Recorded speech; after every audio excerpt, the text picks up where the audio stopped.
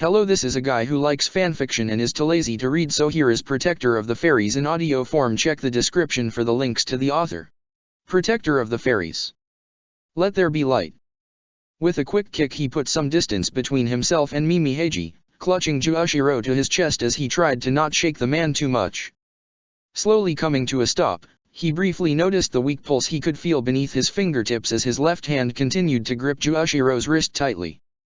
He needed magic for this quickly.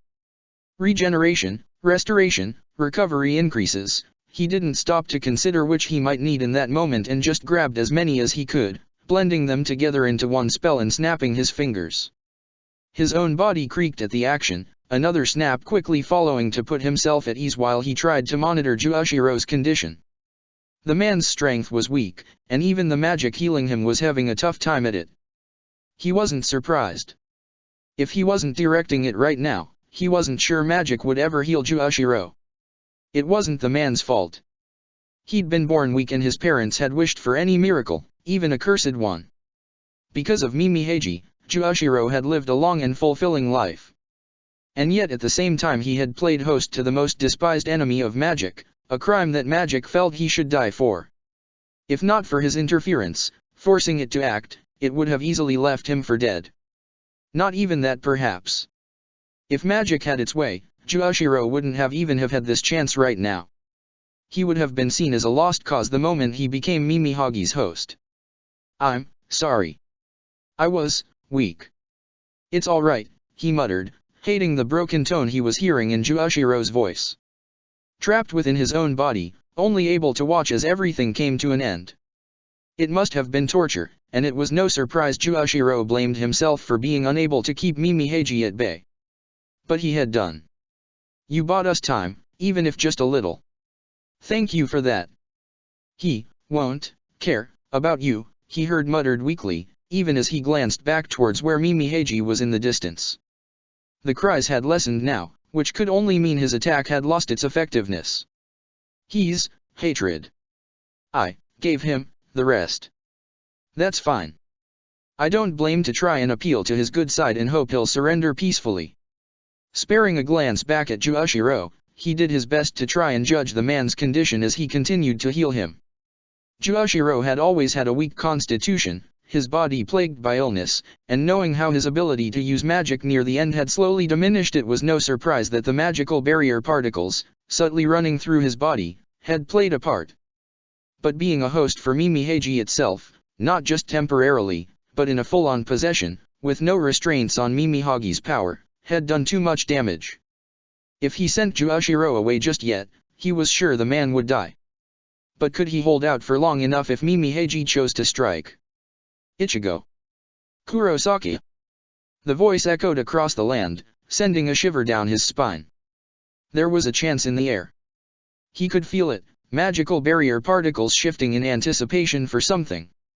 In the midst of where he had struck Mimi Heiji and pulled Juashiro free from the being's clutches, he saw the briefest of movements. The little light left from his attack was immediately swallowed up, a darkness rising, wrapping around the area like a hurricane. Give Juashiro back. The voice demanded, the darkness slowly being brought into a control manner as what he could only describe as a shade stepped forth, exiting through a brief parting in the hurricane. Give me back my body. He made one brief mistake, his focus momentarily shifting to Juashiro as he considered the man's condition once more. In that moment Mimi Heiji closed the gap, a shadow-like hand reaching out for his neck. With no time to even think, he snapped his fingers and vanished, appearing far enough away that he could barely make out Mimi Heiji in the distance, even with magic enhancing his sight. I'm going to send you somewhere safe, Juashiro, he muttered. The man was just about stable and he could only hope he would get the rest of the treatment he would need from the safe zones. It would be far too dangerous to keep him with him right now. He couldn't fight Mimi Heiji while also trying to protect someone. It would only get him killed and Juashiro, well, either dead or possessed again, though he wasn't sure if Juashiro's body would survive another possession. Looking at Mimi Heiji right now, he doubted Mimi Heiji truly needed Juashiro either. An avatar for Mimi Heiji was a method that he could freely interact with a magic-filled world. But in a world now lacking magic, there was no barrier to his own manifestation. He had the means to build himself a body of his own to house his ancient soul, one far stronger than that of the body that had been slowly dying. Given enough time, he was sure this outcome would have occurred anyway, only with Juoshiro's body being devoured and replaced piece by piece. Keeping a close eye on Mimi-Heiji now, he noticed the hurricane of magical barrier particles being dragged towards the being. He saw Mimi-Heiji raise a hand, a finger, and a thumb pressed together in a fashion he could only assume was to mirror his own actions, before he snapped them. The hurricane immediately picked up speed, the magical barrier particles rotating faster and faster as the walls slowly began to close in and its height began to drop. He recognized the technique for what it was when it reached the size of a broadsword, extra details slowly forming that he couldn't make out. But he had seen enough to get the gist of it. Like how he had condensed a hurricane into a spear, Mimi-Heiji had done the same with a mass amount of magical barrier particles. "Stay safe," he muttered to Juoshiro, preparing to snap his fingers before the man weakly clutched at his arm. "He won't ever stop." Juoshiro managed to get out between coughs. "Not until magic is destroyed. He'll never stop. Not even from death." "I figured," he muttered in kind. "It's not just about killing him. It's about making him finally stop, to end this battle once and for all. So it doesn't just repeat itself a few thousand years down the line. Don't worry, I know. Now stay safe. Don't do anything to draw his attention to yourself. He won't bother searching for you immediately while I'm here. It'll be easier to kill me and have all the barriers come down than search through them one by one." With a snap of his fingers, he quickly sent Juoshiro away, letting all of his focus now return to Mimi-Heiji himself. In the time he had taken to reassure Juoshiro, he could see Mimi-Heiji had raised his new sword, held easily in his right hand. Was Mimi-Heiji planning to launch an attack from there? Normally he'd be hesitant to believe it would work, but he couldn't take that risk. He had to believe it would reach him, and at an incredible speed too. The sword swung, he prepared to move instantly to avoid whatever strike was launched at him, and he found his leg torn off in that next moment as he leapt away. The path between the two of them split down the middle and continuing far further into the distance. As a snap repaired his legs, he was left thankful he had begun to move the second he saw Mimi-Heiji start to swing. A moment slower and he would have been cut in half. But despite being prepared for a high level of speed, this was still far beyond his expectations. Had his own senses been dulled by Mimi-Heiji's stagnation power? At this distance to that degree? How Mimi-Heiji's abilities jumped up so much simply by no longer needing to rely on a human host. "The spell's ready," he muttered, not daring to let his gaze waver from Mimi-Heiji for a moment. "Just got to find the right moment. Come on, take the bait already."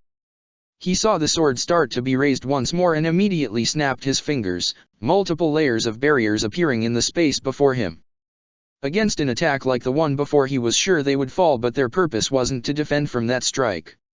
It was merely to make Mimi-Heiji believe that he could. And just as he hoped, Mimi-Heiji paused in his movements, his sword reaching its peak but being held there.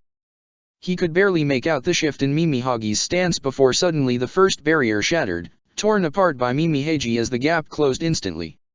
Sacrificing raw power for attacks, he quickly focused on funneling as much magic through his body to both enhance it and resist the effects of Mimi-Heiji's stagnation. It served to save his life when the last of the barriers shattered, the large broadsword being swung at an alarming speed meant to bisect him where he stood. Taking up higher into the sky, he caught a glimpse as the magical barrier particles around them were pulled into Mimi-Heiji's shade-like form before two feathery wings snapped free of the darkness that cloaked the being. Snapping his fingers, he quickly formed a blade of his own. Borrowing from Aoyasu and other great weaponsmiths of the past, he took their techniques and condensed it all down into a single step. In his hand formed one of the strongest swords he could picture, found within the memories of magic itself. It wasn't Zanjutsu, it felt wrong in his hands, but it was strong. Strong enough to endure his swings and unleash his power. As if sensing the danger the sword posed, Mimi-Heiji shifted the hand he was holding the broadsword with to his left, his right hand undergoing a large metamorphosis as it grew drastically in size, resembling the technique he had seen pull members of Avatar away in the past. He didn't have much time to think when Mimi-Heiji rushed him, the broadsword being swung down at him with enough force to send him flying if he didn't match it in kind. Swinging his own sword up, their blades met together in the middle, both fighting for dominance. Then his cracked. Immediately he flooded the blade with magic, sealing up the damage before the rest of the blade could follow suit. But it was too late for the current clash between the two of them. The strength behind the blade had faltered for just a moment, and in that time Mimi Heiji overpowered him and flung him straight down towards the ground. Crashing against it, he snapped his fingers to immediately cause the dust to disperse, only to see Mimi Heiji diving down towards him, intending to pin him to the ground with his sword. Not again.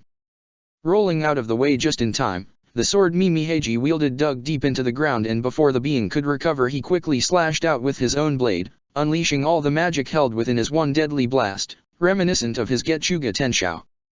But he felt it as everything began to slow down, all the magical barrier particles around him enforcing Mimi Hagi's power of stagnation down on him.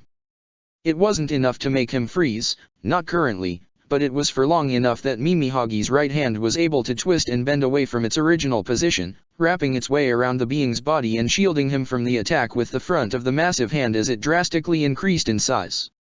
"You were too slow," Mimi Heiji spoke, the right hand slowly moving as the energy faded and letting the energy that made up the extended arm expand as it stretched out. Quickly backing away as the hand neared him, he noticed it come to a halt before slowly retreating and unwrapping around Mimi Heiji fully. In the time it took for that to happen, Mimi Heiji had reached for his blade and made to pull it from the ground, only to find it stuck in place.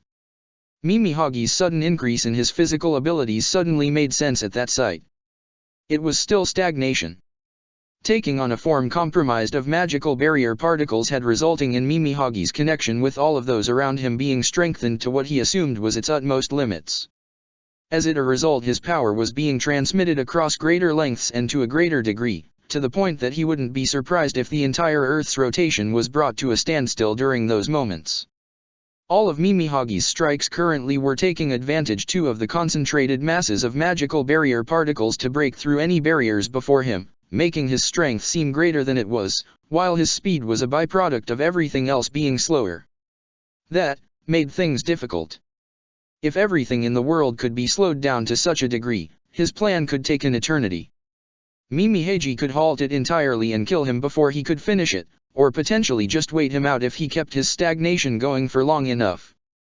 And it wasn't like he had much strength left as it stood. Not after the last few stunts he had pulled.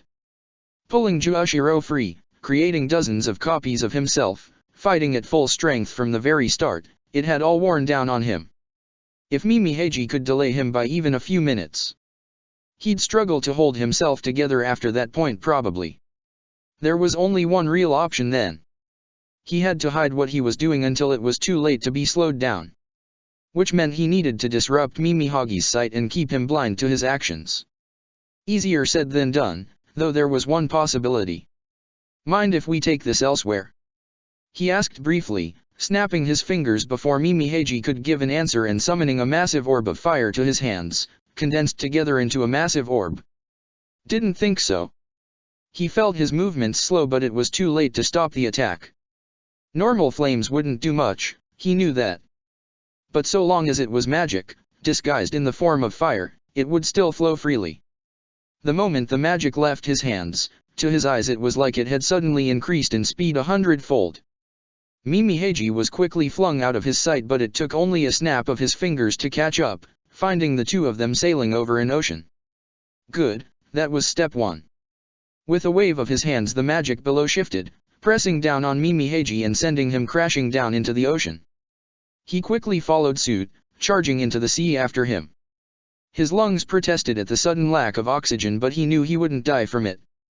What was another bit of pain on top of everything else? If he'd hoped Mimi Heiji would be suffering too, he'd have to be disappointed. As the magic he had fired was forcefully dispersed by magical barrier particles, he could see Mimi Heiji was suffering no drawbacks from the lack of air. To be expected of a mere spirit, though that spirit was looking more and more physical with each passing second. While the right arm remained an equally as dangerous mass of magical barrier particles as it had been before, the left looked much more human-like. The skin was even beginning to lighten as the rest of the magical barrier particles over that arm began to form something akin to a sleeve. Then there was that expression formed from some of the magical barrier where a face should be. It looked like a smirk. Did Mimi Heiji assume he had the upper hand here? That was good. It meant he'd be more likely to keep things here, and he couldn't afford to wait any longer too. With a snap of his fingers he activated the magic he'd prepared, the earth around them beginning to rumble when Mimi Heiji struck. The sword reached his neck, his speed compromised in the water, whereas Mimi Heiji hardly seemed to find himself hindered nearly as much. Another snap of his fingers had the wound instantly healing itself up, but he was forced onto the defensive as Mimi Heiji pushed after him, cutting off his escape routes one by one as magical barrier particles were drawn down from above and pushed the water to one side. What was once a sea of water was quickly becoming a sea of darkness. Bit by bit he could feel his body becoming more and more sluggish as Mimi Hagi's stagnation power grew in the area around them, like Mimi Heiji was focusing it down directly on him to truly bring him to a halt. With each strike Mimi Heiji made he could barely dodge or block it, and many times he found himself getting nicked by that blade. It would only take a snap to repair the damage, but too often he found himself forced to delay healing for one reason or another. Sometimes it was because he had a more pressing need in that moment. Other times it was because it was too risky. He had healed himself multiple times already only to get a worse wound in the process, and so now he had to consider when the best moment to try and heal was, or whether he could press onwards in an injured state for a bit longer. In the end, however, he was only putting off the inevitable. Mimi Heiji also knew that, and his actions seemed to align with that view. He was being played with. Mimi Heiji wanted him to use up the last of his strength to then cut him down without restraint, and as he made to snap his fingers once more, Mimi Heiji saw that as the moment it was all over. From all sides the darkness slammed in, crushing against the magic he was forced to summon in defense instead of to heal himself. Only the force kept crushing inwards, breaking apart the magic in its way and leaving him only one route left to flee through. The only problem was that the one standing in his way was Mimi Heiji, his sword raised in challenge. He couldn't take any other way out. Any that had been there had been closed off for this moment, and so he charged forward knowing it was the only thing he could do. His sword, battered and chipped beyond normal repair, quickly returned to pristine condition as he swung it, intent on meeting Mimi Hagi's own sword in a head-on clash. At the last moment he'd release his grip and let Mimi Heiji overextend himself, allowing him the chance to break free. That was how he pictured the scene. In reality he never made it past step 1. As his sword swung out, Mimi Hagi's right hand snaked out, stopping his plans in their tracks as it wrapped around his whole hand. He felt the bonds break as the grip tightened, and the pain grew sharply when his arm was capable of being pulled free as everything within the grasp of that right hand found itself crushed into mush. Being able to move though did little to help him in time as Mimi Heiji swung his sword. It saved him from being cut down the middle, and instead it cutting him down from the waist to the shoulder instead. He had to use magic then. A snap brought his body back to full condition, but it had cost him. He had to do it. He would have been unable to move otherwise, but in the time it took to heal Mimi Heiji closed the gap once more and grabbed him by the throat with his right hand. You could have blasted away this kind of attack earlier, Mimi Heiji said as the water around them slowly parted, forced away as magical barrier particles solidified and created a barrier for them to talk in. Can you no longer do it? Are you out of strength? How disappointing. I'd hoped for more. Screw you. He managed to wheeze out, the words had to form with the tight grip on his throat. The only reason it wasn't crushed yet was only because Mimi Heiji didn't want to crush it. Not yet at least. Be careful with your words, Mimi Heiji replied, a loathing tone entering his voice as he tightened his grip for a brief moment. I might just lose control of my temper. You already want to kill me? I do, Mimi Heiji agreed. But right now things are quite confusing for me. I despite you. For daring to interfere in my plans. For daring to save magic. For willing being used as its puppet. The list can go on and you'd die before I'd be finished speaking. And yet, Mimi Heiji added, frustration leaking into his voice, I still don't want to kill you. When Juushiro and I were one, I understood that. His emotions influenced my own. His desires could warp my own. I'll admit that I never anticipated that his own will would be strong enough to actually make me delay my plans, but even when I had full control I still didn't want to kill you. That was him talking. That was his desire, one I shared for a time. He didn't really have an answer for that, instead choosing to focus on what he could see. Mimi Heiji looked more human now, a face visible with striking details. There was nothing but darkness in those eyes, like an abyss he was staring into that likely mirrored how his own were currently. But there was an odd look being thrown at him, a snarl trying to be formed only to pause halfway before it could be completed. "Did I get attached to you in some way?" Mimi Heiji asked, tightening his grip when he tried to respond to force him to remain silent. "Did Juoshiro's emotions leave that much of an impression on me? The desire to not kill you is nowhere near as strong as it once was, a mere echo of its former self, but it still lingers. Is this a result of a connection still existing between myself and Juoshiro? Or is there a part of me, a part that wasn't influenced by Juoshiro, that actually cared about you?" Pausing for a moment, Mimi Heiji continued to stare at him before words seemed to catch in his throat. "Ah, it's that simple." Shaking his head, he let out a small sigh. "Of course it is. The reason why I could be so easily swayed in the first place and why Juoshiro's will could have so much influence on me when it came to you. I wasn't fighting back nearly as much as I could have been because I saw an echo of something in you. Blind," he added. "Foolish. Confident. And caring, primarily towards those that you cherished. With a desire to protect them so strong that drives your very reason to exist.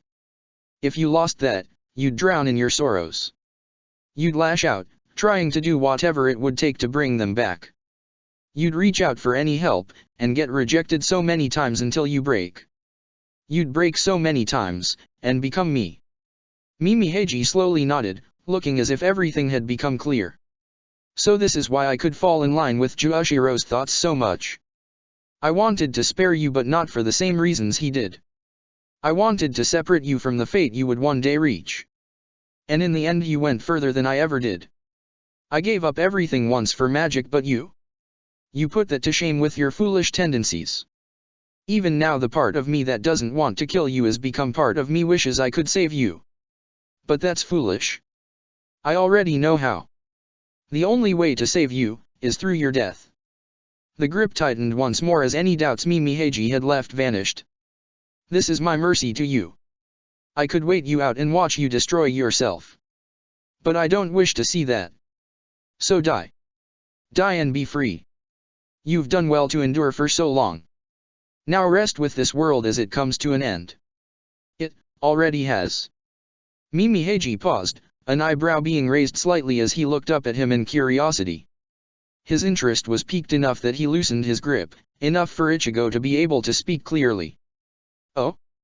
The world has already ended, you say? There's still lingering traces of magic around thanks to you. It's not over yet until that's all gone, so who are you to claim otherwise? That's one way for this world to end," he admitted. "And as it stands, the world as we know it is lost. You destroyed it perfectly. Even if magic was released, it would take centuries potentially for magic to become the dominant force once again. Your magical barrier particles are too spread out, encompass too much, and would leave the world a wasteland unable to support life until it's too late for it to matter. You mentioned my method being one way for this world to end? What's another? To simply break it all?" With a snap of his fingers, magic exploded out from all around him, forcing Mimihagi's hand to release him or be forcefully eaten away by the raw magic in the air.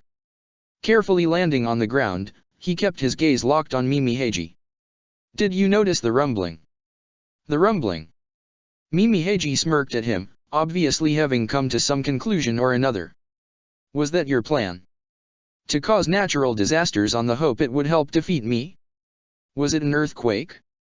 Did you plan to launch me upwards into a tsunami? Did you plan to form a volcano and throw me into the lava below?" "Nothing like that," he replied, carefully getting to his feet and rubbing his throat slightly. It still hurt from Mimihagi's previous grip, but it wasn't worth the effort to heal it just yet. "I told you. The other method to end the world. It's to break it all. And what then is that supposed? Fault lines, the earth itself." He could see the shock filling Mimihagi's face, as if the being was unable to believe what he was hearing. You actually mean to break it?" Everything slowed down, the water still trying to flow coming to a halt. But despite that, he showed he could still move freely, but bringing his hand away from his neck in a deliberate show.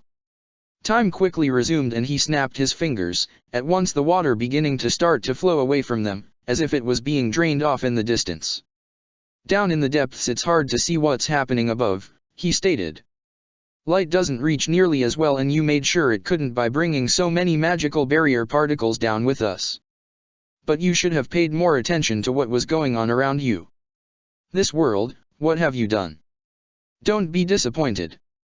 This is what you wanted, isn't it?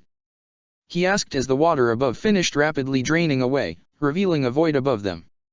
There was no longer any sky present, and the only major light source was coming from one side. From an orb of fire much larger than it had ever been seen before by them. The world is destroyed. And so long as it is, your advantage is lost.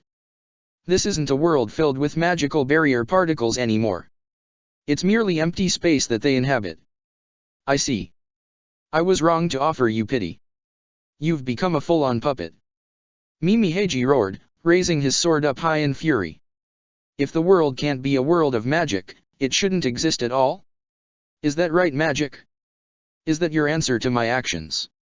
It's not magic's answer, he replied calmly. It's mine. Then that makes it all the more worse. What happened to your friends, Mr. Protector? Did you? Oh. I know what you've done. Without stopping to elaborate, Mimi Heiji took off from his position, lunging towards the side of a platform before beginning to leap. Immediately, however, he found himself soaring up far higher than expected, magical barrier particles rushing to act as a tether to his body and to reel himself back onto the very land he had leapt from. I'd be careful, he stated, walking about Mimi Heiji and stopping at a different edge of the platform. Unlike Mimi Heiji, however, he freely continued off it, stepping across the void that existed beyond the small piece of land they inhabited. Doing so allowed him to clearly see all the similar pieces floating around in the void, golden barriers surrounding each and every one of them. This isn't a world of your making anymore. So what? In case you forgot, my power still remains here. I just merely need to gather it once more. With a wave of his hand, Mimi Heiji forced the energy around him to solidify into platforms, using them as footholds to leave the ground behind like Ichigo had done already. You think the lack of gravity here is going to hinder me? Or that my magical barrier particles being scattered in this void would weaken me? No. You're just as dangerous as before. But now I have an opportunity one was sorely lacking before. The world before was filled with magical barrier particles, having them spread across all the land. The quantity of magic is too small to fight back. So let's even it all up and start back from zero, shall we? Raising his hand, he watched as Mimi Heiji made to slow him down and close the gap. Even with that power though, it wasn't enough.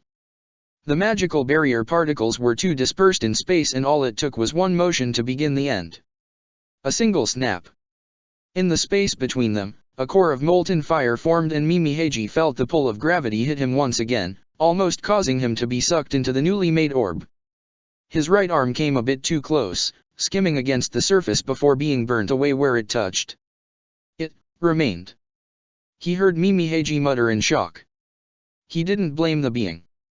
Magical barrier particles could crush magic with ease, and that arm in particular was likely one of Mimi Hagi's best conducts for his power.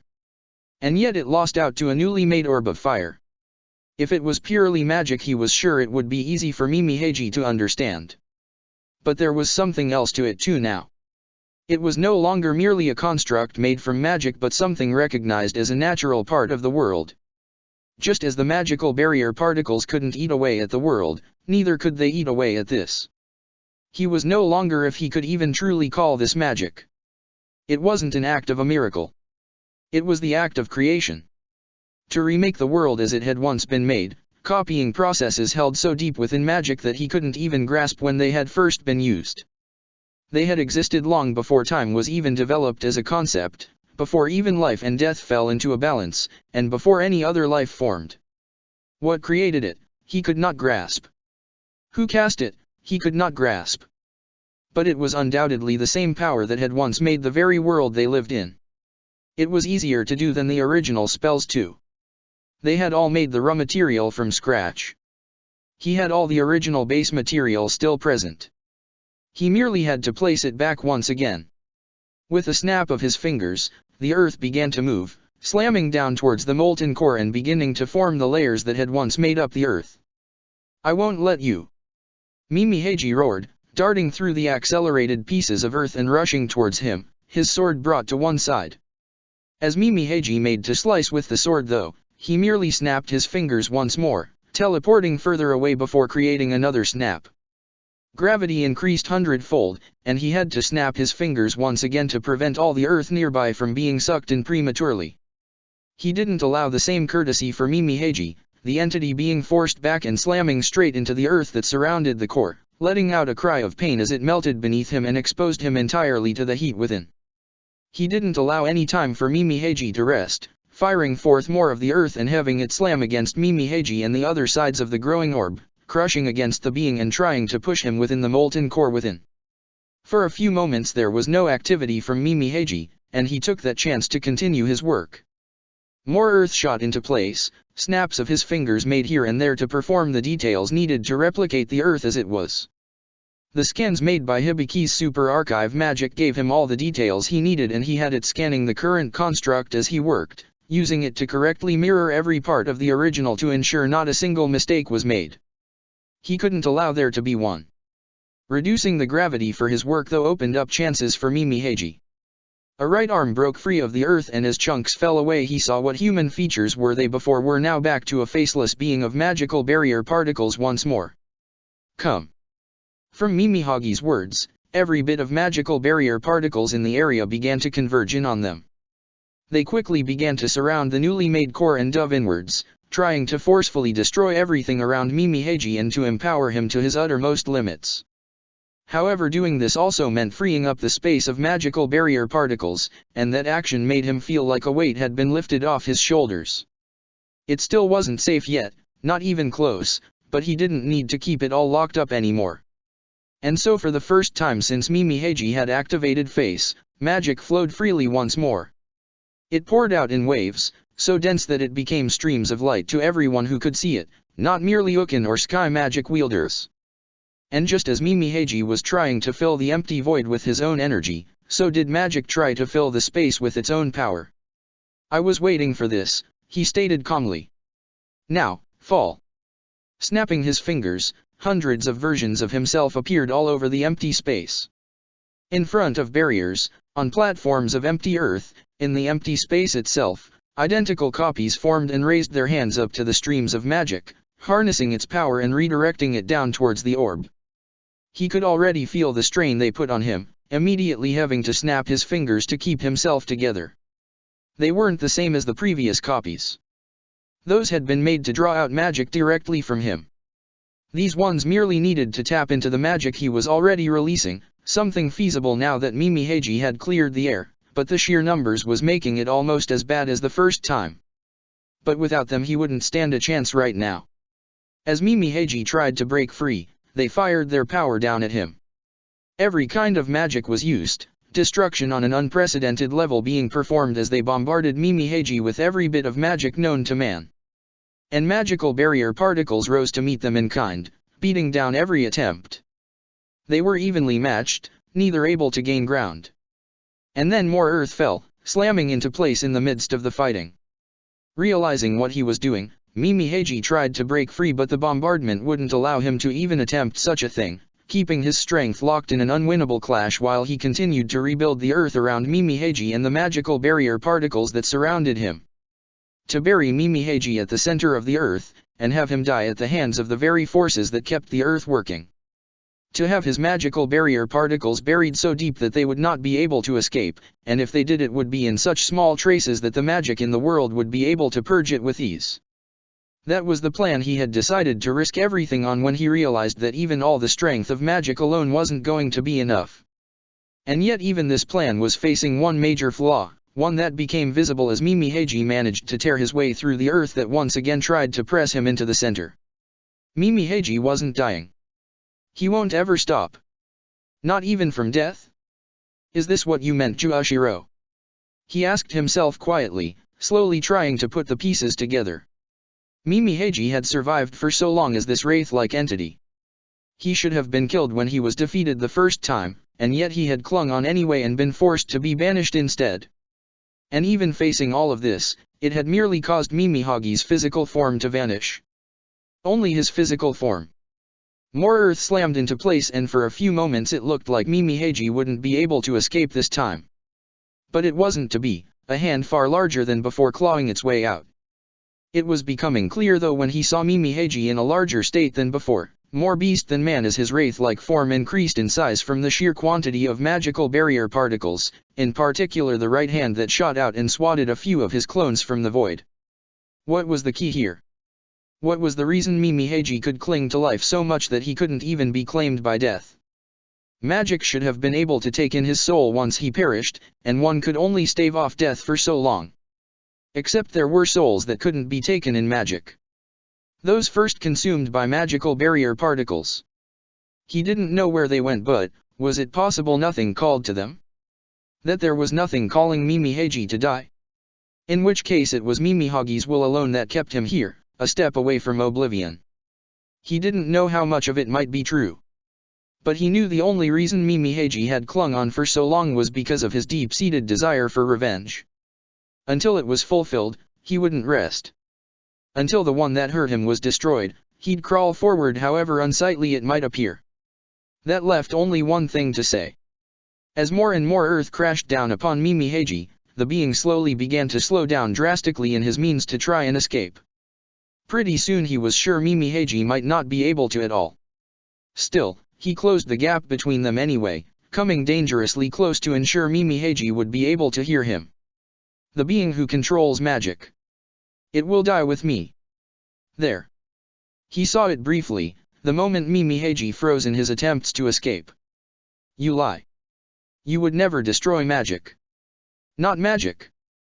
But it isn't simply magic you despise. It's the part that made you Anukin once. It's the part that performs actions on its own whim. The part you swore to kill. Raising his hand, he prepared to snap his fingers once more as he held them close to his ear. He could feel the very magic he was trying to focus being to resist, trying to stop him, but he knew things couldn't continue the way they were. Once I did, no one will be left on the reins. It'll simply flow freely, like it once did. With a snap of his fingers, he heard a voice scream out in defiance from his mind. The magic unleashed appeared to lash out at him, reaching him before it dispersed upon touching him as the voice vanished. Things, they would surely be different after this. He had no idea how everything might play down. How this might change the very nature of magic itself. But it did one thing. It made Mimi Hagi's eyes widen, before his right arm slowly reached out towards him. He allowed it to, watching as the magical barrier particles around it slowly scattered to reveal a more human-like shape. It hurt as it brushed against him, but he let it, knowing he could get away in a moment if he needed to. Besides, he could tell what Mimi Heiji was doing. Mimi Heiji was confirming something. It's gone. You're not hiding it. Ha, ha, ha ha. Mimi Hagi's arm broke apart entirely and his body began to fall back through the hole he made through his attempts to break free, his body falling into the molten lava below as his form began to disperse by his own will. I win, you know. Yeah. You did win, he admitted. Mimi Heiji would die here, and yet he had also achieved the very goal he had from the start. Even if in a way he hadn't expected to occur. So die, and take your hatred with you. The new world has no need for it anymore. It's a new tale entirely. It doesn't need a relic like me. It's a shame it won't have you either. A smile unlike any other he had seen from Mimi Heiji appeared. It looked like the entity was at peace, uncaring off the pain from the heat or potentially not able to feel it at all. Thank you. I still hate you. But, thank you. My revenge is finally over. The entity's head shifted slightly, glancing across to one side with a peaceful expression on his face. Ah, you waited for me? Huh. Mimi Heiji didn't respond to him, instead continuing to smile at whatever delusion the being was seeing in this last moment. I know. I'm late, but I kept my promise. He took a few steps back, kicking off the earth and allowing Mimi Heiji a last-moment privacy as the entity came to an end. Earth began to move once more, burying the previous layers once again as he continued with the one task he had left, even as he made Mimi Hagi's tomb as the world itself. He had to finish the reconstruction quickly. He had to hurry. After all, Mimi Heiji had not been wrong. It was almost the end. For both of them. Protector of the fairies. The price for power. The world was healing. The last pieces of the earth were falling back into place, sealed once again by the power of magic. He could feel the pressure it exerted on himself, rapidly removed with a snap and returned before he even had time to rest. Every step he took felt like agony. His body wanted to stop, and only his will kept him moving. Moving until he finally reached the golden barrier before him, the energy dissipating now that the air was once again safe to breath. He didn't need to take another step to reach the people he wanted to see. They closed the gap for him, a smaller figure crashing straight into him and almost knocked the two of them to the ground. They would have done if not for the second figure, a large hand quickly catching him as he rocked back dangerously close to slipping. "You did it!" he heard Levy exclaim, her grip tight on him and refusing to move her head away from where she had buried it into his chest. "You won." "I did," he replied simply, his focus less on her question and more on her voice. She didn't sound happy. Laxus didn't look it either. He didn't look disappointed either. He simply looked, resigned was probably the best word for it. As if he had come to an acceptance of something. And it wasn't until he looked towards Kisuk, saw how the man kept his distance and seemed to be trying to give the three of them some privacy, did he understand. They knew. "Levy?" he asked, speaking softly this time now that he knew why she was acting like this. "Can you look at me?" She moved slightly before hesitating, burying her head further into his chest. "Please." Slowly she loosened her grip on him, not enough to allow herself to be separated but enough to allow her head to look up at him. Enough for him to see the tears in her eyes. She gave him a shaky smile and he knew quickly why she hadn't wanted him to see her face. She couldn't put on a brave one right now. But she didn't need to. This was a decision of his own doing. She shouldn't have to try and be brave for him.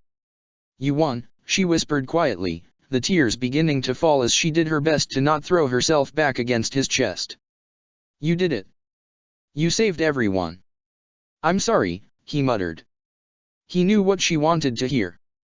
There was some hope in her words. She wanted him to save everyone. Himself included. "Despite all my talk. Despite all my efforts. I'm still that fool from when we were kids. Sacrificing myself again and again, following the only path I can see without thinking of my own safety. But this is different, right? You can save yourself. Look what you just did. After all that, how hard could saving a single life more be?" He spared a glance at Laxus as he heard her desperation, the man's expression only seeming to soften as he shook his head. They both knew. This question was one they already had an answer to. Levy just wanted to be wrong. She wanted to be wrong more than anything else. "If I was to see another like me, I could save them," he admitted. "I can perform miracles, but only because I took the price necessary to enact such miracles. I've taken the entirety of magic into my soul and as long as it remains there I cannot recover. So long as I hold on to magic, I cannot be saved. But if I release it, you won't be able to save yourself," Levy finished for him. He hated doing this. Hating that he had to see her like this. Hated how it was him that caused the last bit of hope she had left, there only by her own desperation for something to cling to vanish. You can't save yourself because what allows you to do that kills you. That's right. I'm sorry. It's all right, she muttered, more tears falling. No, it's not all right. Why? Why did you have to this? Why did you have to be so you? Because there was no other way, am I wrong? Asked Laxus. You even warned us of this. Your farewell tour. You only did that because you realized the only option available to you was that single one. You saw Mimi Heiji. Tell me, was there another way? Could I have stopped him? If there had been. He was scared of that possibility. scared that he had missed an answer. Was there something I could have done if I had told you more?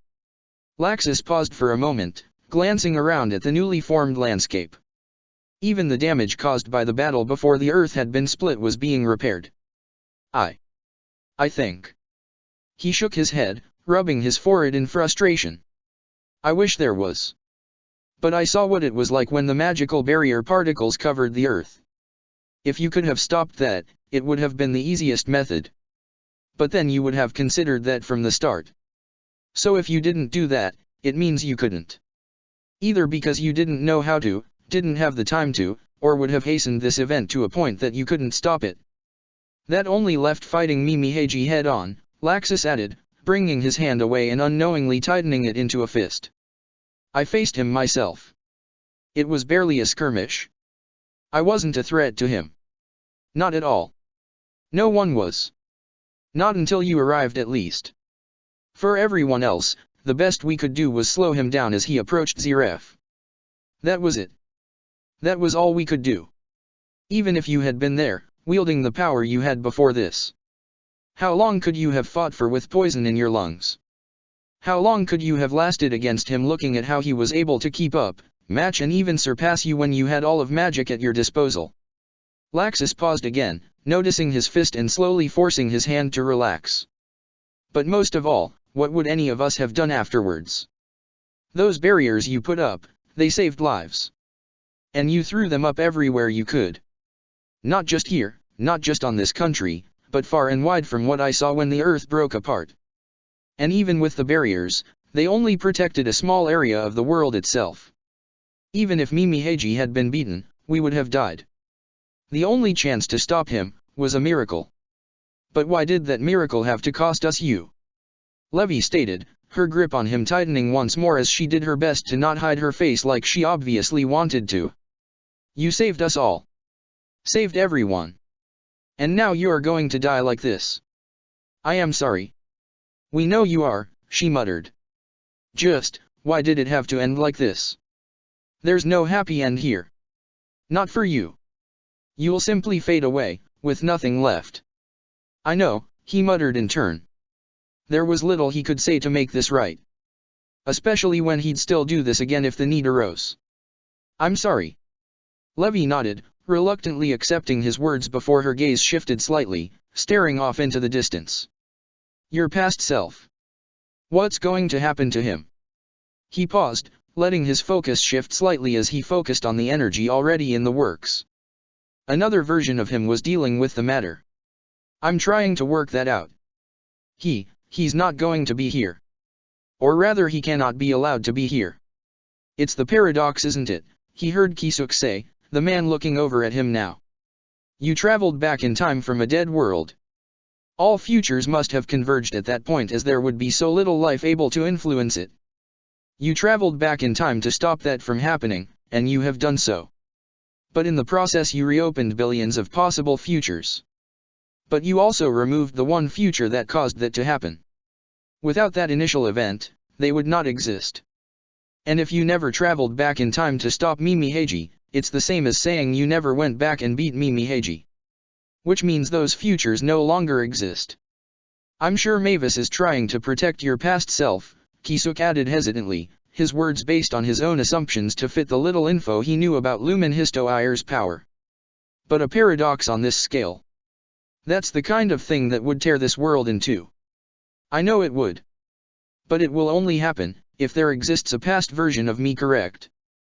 They all knew what he meant by that. They all knew what he was about to do. But none of them stopped him. They knew they couldn't stop him, not because he wouldn't listen but because there was no alternative. The world was saved. To let it then be destroyed and have all of that undone, to have time tear itself apart just so he could live, it wasn't a choice they could make. What happens now? Levy asked him quietly. How long do you have? I don't know, he admitted. I'm sorry, but this person in front of you. I'm a copy. Her eyes quickly filled with a familiar expression he had caused too many people over the years through his actions. Hurt. I know, I've put you both through this once before. But I'm as real as the original. Then why? Why isn't he here? Because he can't be, I'm afraid. They deserved to know why at least. He felt the same feelings as the original, and these were his friends. We're all at our limits. But only one of us truly carries the weight of magic. It all comes from a single soul, bound to a single version of us. And when that version of us expires, everything will be released again. Including things that cannot be allowed to be unleashed here. The Holy Palace, you mean? Yes. The seat of magic itself. And if it appeared here, right in the middle of two warring forces with the knowledge of all magic that ever has been and ever will be. So much death happened because people desired time travel. Think what people would do for the secrets of magic, especially after I showed its strength. I need to get it away. Far away. To somewhere where it can be lost forever, from everyone. He let out a sigh, the hurt in her eyes still there but not as intense as it had been before. Both he and I, we will both take anything you say to the grave. I am just as much him as he is himself, and when I disappear everything that I experienced will become a part of him. Every word spoken, every emotion he felt, every wish he'll know all of it. But not until before he dies. Because it would break him if he got them before then, Levy muttered, clinging to him once again but not to hide her tears. You aren't just saying goodbye to us, are you? You're saying goodbye to everyone. So until the original version of you finishes his last task, none of you will return because he'll break down in sorrow if you did. Yes. That means he won't have to worry about this until the end then, he heard Laxus mutter before suddenly another pair of arms was encircling him, Laxus trapping both him and Levy within his grip. He was caught so off guard that he didn't even know how to react. Not until he felt tears hitting the back of his neck as his oldest friend clung to him desperately. Why? He heard Laxus roar, the carefully constructed facade that Laxus had put up crumbling like paper. Damn it! Why again? Again and again and again? Why is it always you who does this? That resignation he had seen before. Laxus had been pretending, hadn't he? Pretending because Laxus believed that he still needed to do things. That he could not stay with them until the end. But knowing that they would still be enacted, knowing that there was the original version of him doing the last task and would carry it out before it was too late, it meant that there was no need to hold back and hide behind a mask. There was no need to hide his own tears that might make him get distracted from his last duties. It meant he could show how he truly felt. Show the despair he felt from losing his best friend. I should have chased after you, he heard Laxus say softly, the raw pain in his words sounding louder to his ears than the cries of despair had. Not just right now. Not just at the times before. But from the very beginning. I never should have let you go ahead of me. To let you go alone. To let you shoulder so much burden time after time. If I had been by your side for all of it, maybe I could have done more. We both could have, Levy whispered, crying against him as both of them tightened their grips on him. We should have remained a team. For another year. Another 2. Another 10. We should have always had each other's backs. For better or worse. There was so much more to do, Laxus cried out. Once this war ended, things were going to change. You could have finally had the peace you deserved. We were all going to go home, to that house in the forest. To laugh and joke and. He hadn't meant to, but he found himself crying in turn, unable to wipe away the tears with his arms pinned to his side by Laxus's bear hug. So he didn't bother, allowing his emotions this brief time to run free before the end as the three of them cried together, dreaming of times long gone and dreams that could never be. Now all that was left was the echo of a fairy and the broken hearts of 2 others. He'd saved them. But in the end they'd still ended up hurt. Like always. And yet they still wished for this cycle to continue, as did even he. He didn't want to die, and neither did they wish it either. They just wanted things to be simple once more. To be back in the times of dreams instead of a nightmare that they could never wake up from. Protector of the fairies. Where had it all gone wrong? Baragan had vanished all too quickly, and they had barely begun to travel back to Ishgar before the barriers sprung up. In the far distance Warod's magic had grown to a halt, the man trapped within a barrier like their own, and they had been unable to do anything but wait and recover within while the events unfolded. They had all sensed something, but it hadn't been until the world split into pieces did they manage to see the cause. He hadn't known which of them had been more shocked. The rest of them for seeing Ichigo with that much power, or Ichigo and Mavis themselves for realizing the only way this could be possible was if he had time traveled back. They had talked about it of course, but seeing it happen before their eyes was something else. Especially when it brought into question if they would still need to travel back. He hadn't known at that point. Hadn't understood why Waiwak had been so calm watching that battle. But it was because of what followed. The man had been patient. So patient, waiting until the moment that Ichigo and Mavis suddenly disappeared. And then he had struck. It had not been easy for the Quincy. They had made him work for it. Ichibe had tried to destroy the man's power only for him to unravel the magic like he was pulling it apart by the threads. Aoyasu had done his best to close the distance, but with each step he tried to make forward he had been forced to take two back. And as for himself? He had forced all the blood Waiwak had ingested unknowingly to spear out from within, turning the man into a human pincushion. Only for the man to smirk at him knowingly as the damage was undone before his very eyes. Clever. But you should have stuck sooner. You needed me, and so you missed your chance. And now he found himself bleeding out on the ground, 5 swords impaling him through his chest as he struggled to stand. Normally he could have easily shrugged off such damage. He could have drawn strength from magic and used it to accelerate his body's healing factor as he drew the blood spilt back into himself. But it no longer responded.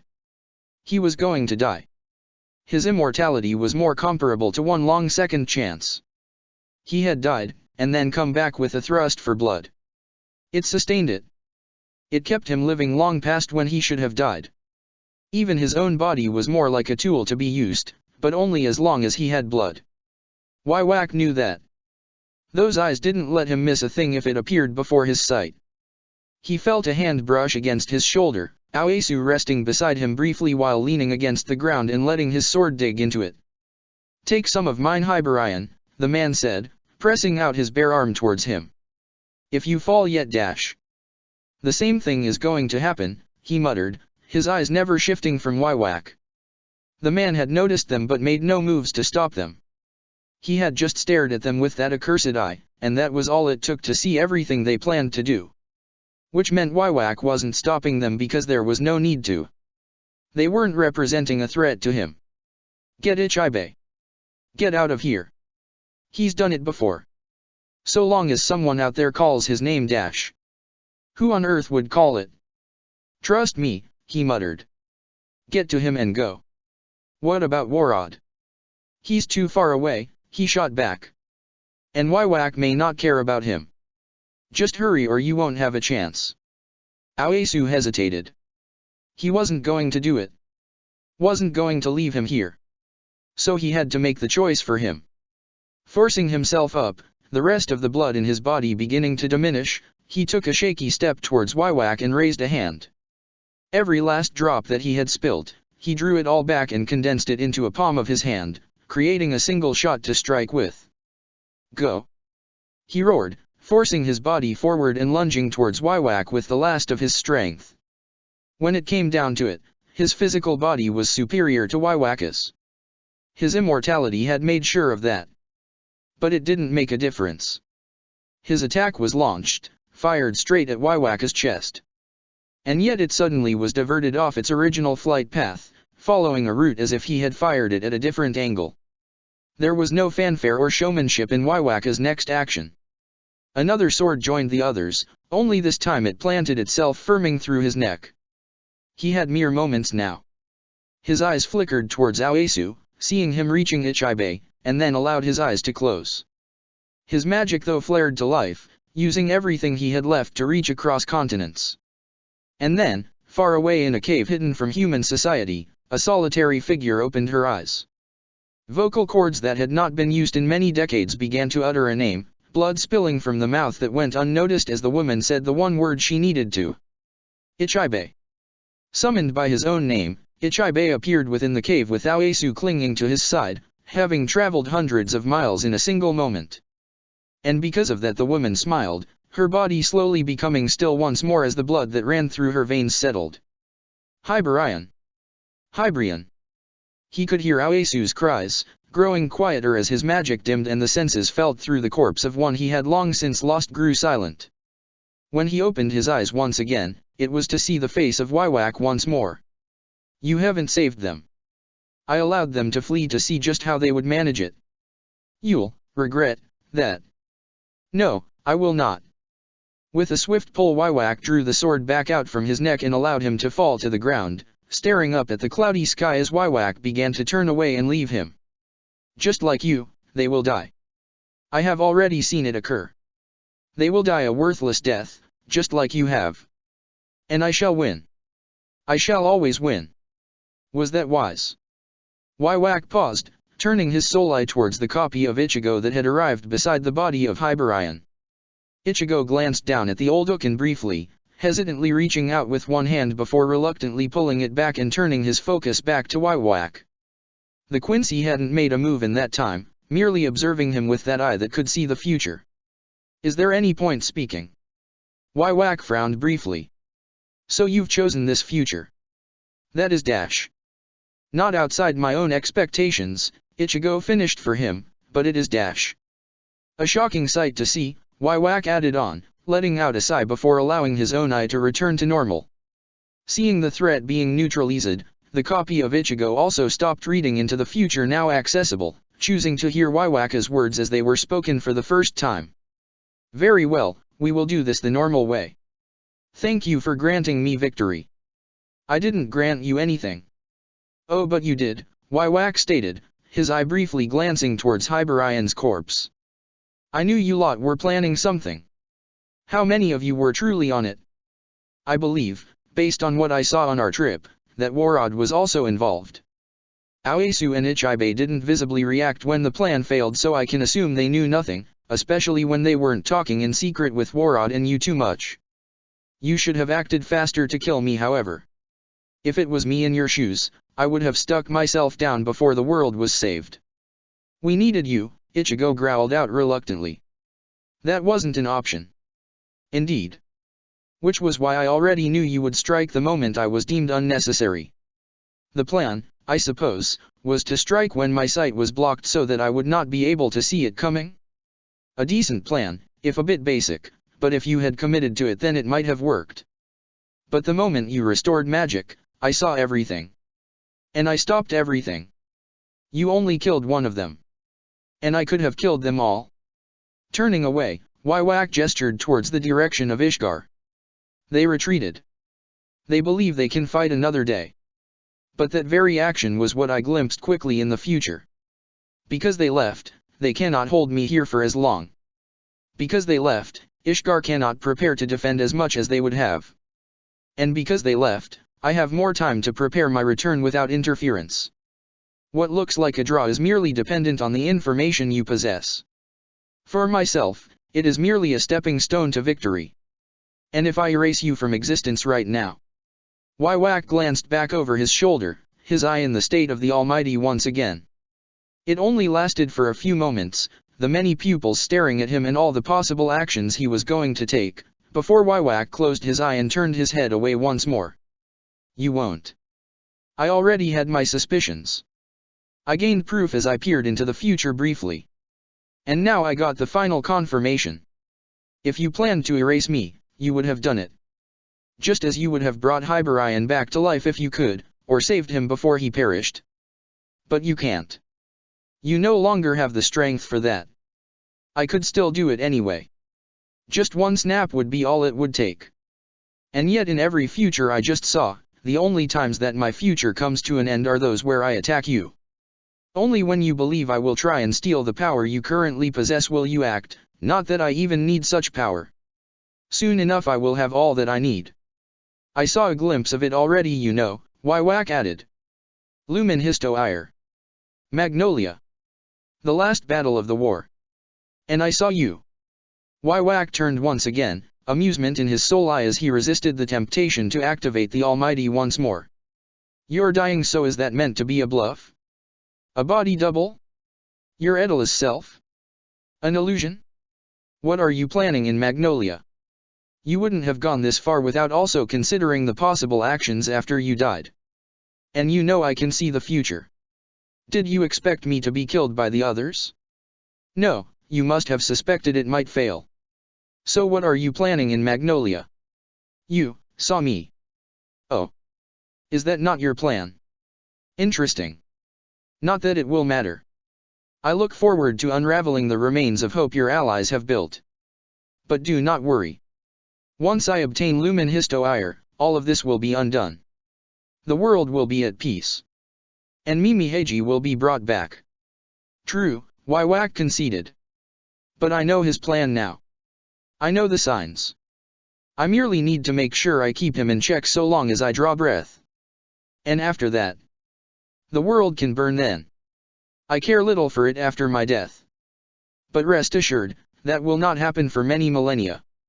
Then perhaps I should erase you right now, and to be damned with the consequences. And grade another threat in the process? I think you'll done with that Ichigo. No, you'll leave me be. You'll trust that you friends can stop me. And maybe they will. I have yet to witness the full future. But even so, I can say this with full confidence. I will always win. And yet that will be why you'll lose, Ichigo replied calmly, his clone fading away as the power maintaining it was siphoned off. Because despite all your arrogance, you still lost once. And history is very good at repeating itself. Protector of the fairies. His body was breaking. It hurt. It hurt. It hurt, it hurt, it hurt snap. His thoughts were briefly restored as the familiar sound carried through the air. It didn't last long. It no longer could. He was snapping his fingers as fast as he could, barely able to maintain his form as things stood, and it no longer could do much for the pain. The power being used now merely held him together. Nothing else. Despite all of that, he kept pushing forward. Kept pushing himself, step by step, towards the man doing his best to crawl away from him. Was it fear that drove Ziraf like this? If Ziraf wished he would easily get up and run. That would be easy for the Dark Mage to do. But perhaps it was because he was approaching him like this, his body leaking magic, which made Ziraf too terrified to think rationally. He wasn't trying to be threatening. That was the last thing on his mind.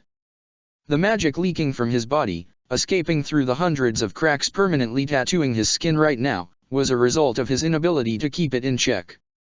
But to Ziraf it must look like he was radiating power. As if he was a sun, walking towards a mere rock and would leave not a trace of it behind if it got caught too close. Maybe it was because Ziraf knew that Mimi Heiji was dead. That there was no longer a target for all this magic to be directed at. Maybe Ziraf feared becoming that new target. There was certainly good reasoning behind such lines of thought. For months now, Ziraf had done what he could to torment him. There were many reasons for him to hate Ziraf. There were few reasons that would spare him. And maybe it was because Ziraf knew that nothing he had left would work. Not a single drop of magic would be able to harm him in this state, even in this condition. Magic was not a weapon that could be used against him. He was magic itself.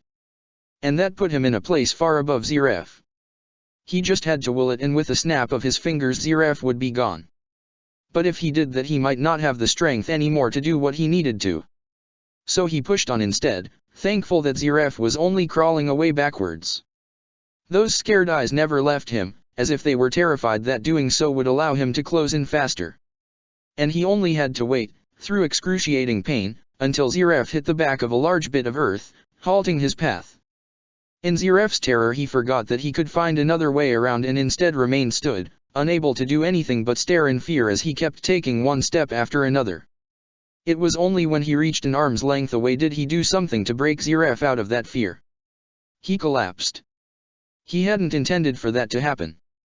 He hadn't intended to fall against the earth beside Ziraf, unable to do anything but continue to snap his fingers. His strength had simply faded, his body unable to carry him forward any longer even with all the magic being used to keep himself alive. He could just no longer heal himself faster than he was deteriorating.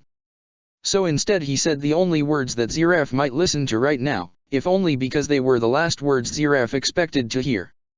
"Help me." "What did you just say?"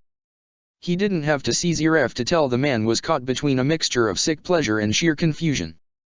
To be relied on by him would undoubtedly be something Ziraf could hold over him for years. But why would that ever occur? In Ziraf's haste to back away, Ziraf hadn't considered once that his plan was not to kill the Dark Mage but to ask for his help. "I'm at my limit," he managed to squeeze out, the words themselves causing him pain now. Just how much strength did he have left? He must have minutes at most. "Please. I can't stay here." "But I can't. You can't summon forth enough power," Ziraf muttered in realization. "The distance is too far, and teleportation must put a great strain on your ability to keep yourself together. If you lost focus mid-journey, who knows what would happen and where the Holy Palace would end up." "Exactly. I need. Tenro." Words were becoming almost impossible to get out. His focus was too close to breaking that he could hardly hear himself think. The only sound that he could truly focus on completely was the constant snapping of his fingers, one of the few areas of his body that still held strength. If they failed, it would be over far too quickly. "Magic, teleport, shadows, please. To Tenro? Tenro Island." Ziraf stayed silent for too long in his opinion. Time was being wasted. They had to hurry. "Why Tenro?" He made to answer, but a quick word from Ziraf had him remain silent. "Stop. Conserve your strength for the moment. Having the Holy Palace appear here would be an inconvenience for me too. Why not take it back to its original resting spot? Unless of course you don't think the protections would remain in place properly. But with Tenro it is already only accessibly by members of Fairy Tail when the barrier is up. Though how you expect me to find that island again I have no idea." "Blades, taken, left. Zanpakutu." "Huh? Oh. You used your time appropriately. Well then, let us be off." A hand reached out and not so carefully hoisted him up, resting him against Ziraf's shoulder as the man used the stump of his other arm to command the shadows around them to move. "Tracking your magical power it is. They seem to be one of the few things still holding a semblance of your original magical power, but I've memorized its loathsome feeling enough to recognize it anywhere. Just focus on keeping magic under control." As the shadows raised, he briefly wondered if trusting Ziraf right now was a mistake. That he would be betrayed at the last moment, or at least an attempt would be made to do so. But whether because Ziraf truly did see it in their best interests to move from there or whether he had other motives, they still ended up exactly where he had asked to be taken, coming into place in a familiar clearing beside an old and unneeded grave. "Here is it?" Ziraf asked, looking around at the marker that had once been used as a pretense for Mavis's grave. The Zanpakuta that belonged to him rested against the worn stone monument, as if guarding it from any who would approach. "Suppose it's a better place than any," he added before glancing at the damage still visible on the island even from where they stood. It had been ravaged too much by the last battle here. "The barrier still exists, correct? I can activate it forcefully. And you'll stripe away the access all others have in the process, I assume, to cause this place to become lost to all. Well, I've done my part." With that said, Ziraf released his grip and allowed him to fall face first into the ground. "You can do yours in your own time now. I have things I need to do." "Wait," he muttered, managing to make his words carry enough that the footsteps he could hear slowed to a halt. Summoning what little strength he could in his free hand, he used it to push himself up, just enough that his head could turn to face towards Ziraf before that strength failed him. I. He couldn't speak like this. It was too hard. Something had to give. But he was here now, so something could. He didn't need his legs anymore. It took only a few seconds for them to disintegrate, the damage halting just below his waist but relieving a massive amount of strain. Not enough to stop himself dying this quickly. Enough to alleviate pressure on his body so that he could speak again. And enough strength so that he could raise his snapping fingers towards Ziraf, the man's eyes widening in fear. "What are you doing?" the Dark Mage demanded, his magic flaring to life and defiance. "I brought you here. And now you plan to leave to slaughter all of my friends," he countered in turn. "Something had to give. Something has to change. I could potentially prolong my life for a few more minutes if I didn't do this. I'll trade that all away for this one spell. It was impossible for Zeref to tell which snap outright caused the change. But he still sensed it when a wave of magic flowed against him, like a tidal wave that went as far as to send him stumbling back to the ground. In the process he ended up scraping his hand against the ground, ignoring the brief pain it caused as he tried to keep prepared for the greater pain meant to come. But it never did. Instead Ichigo lowered his hand, the snapping continuing but merely in the same rhythmic pattern of before. You failed. Zeref shot out, a gleeful smile on his face as he pushed himself up and rushed across the distance between them. Without any remorse he slammed a foot straight into Ichigo's chest, causing him to roll across the ground and let out a pain-filled gasp as he tried to keep the last bits of control he had in place. You couldn't erase me? I didn't have the strength to do that any longer. Zeref paused in his attempts to close in and strike him once again, his sadistic look vanishing as he took in what had just been said. What? That spell wasn't meant to kill you. What did you do? It was tough to glance up, but when he did he made sure that Zeref met his eyes properly. And then he let his eyes drift down towards Zeref's sole hand and causing the man himself to follow his gaze. Blood. A tiny amount, brought about from scrapped skin. Scraped skin that still remained that way, even now. Your arm should be able to heal given time, though you will never get the limb back. But the bleeding can be stopped now. My immortality. Zeref muttered in disbelief, his gaze fixated on the tiny wound he had gained. A bit of magic flared to life in his hand, coating the skin in not darkness but in the pure warmth only healing magic could bring. Bit by bit the skin returned to a perfect state, but to a man who had always returned to the same state for 400 years, he knew it was not the same as before. It was not the same as it had been a minute ago. He could feel it through his body. The effect of time finally beginning to move again, after being halted for centuries. Without even realizing it, tears began to fall down Zeref's face, clearly understanding just what this meant. There had been ways to bypass Zeref's immortality. Acknowledge had proved it, and magical barrier particles had been another.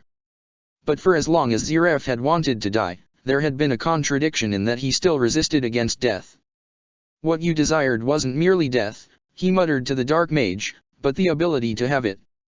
And that is what I am giving you. Zeref's joy was quickly hidden away as he wiped away the tears, settling a defiant glare towards him. Why? Why didn't I just kill you? Yes. Tell me why? Why did you do this? Don't tell me this is some twisted sort of forgiveness. No. Never, Ichigo declared, staring back at the man in anger. The things you've done are horrible. Your life started cruelly. You did not deserve what happened. But that never gave you the right to commit the atrocities you caused. For your own selfish agenda, you slaughtered thousands upon thousands. And for what? Rage. Rage at a world you deemed cruel. Until it began to die down and left you with nothing more than sick enjoyment. You used people time and time again, he added. Sent them to their deaths while you watched. Orchestrated the deaths of others merely to fit into a plan of yours. I cannot forgive you. But even so, I'm offering you a way out. A way out. You are mortal now. The Uken system will be no more. You have a large amount of magical power, but the sheer number of demons you could once make are no longer possible. The enemies you once saw as mere obstacles can now become real threats. Your victory cannot be absolute. So stop. Leave this war. Take Alvarez back and retreat if you wish, or abandon everything entirely and disappear. Live a life you could have lived if you had been allowed to exist as a normal human. In other words, don't remain a threat to your friends. Leave so they will be safe. That's why you did this. I could have done it other ways to ensure that completely, he admitted. But I chose this way. Not many people in Ishgar know your face. Fewer would in other places in the world. I'm asking you to leave. To leave all of this and leave the Dark Mage of Demons behind as you do. Why? Zeref asked hesitantly. I hate you. Even if you do this, that has not changed. I despise you with every fiber of my being. Even this action makes me want to resist against it. That's fine, he replied in turn. I hate you too. But I saw your memories. I saw the pain that made you who you are. I saw the hands that could have been reached out towards you, but never did. So I'm doing what no one in this world ever has. The only time I ever will. Perhaps it's deep in there. Perhaps it's nothing more than a speck. But I'm hoping the goodness that was in you once, the light that got buried but the despair of losing a brother and had been stamped on so many times before that, still exists. So be happy, he added, raising a shaky hand up towards the sky as the last of his focus shifted towards the last spell he could cast. You're finally free. You can now be anything. So please, be someone different now that you can be. With a snap of his fingers, golden light formed all around them.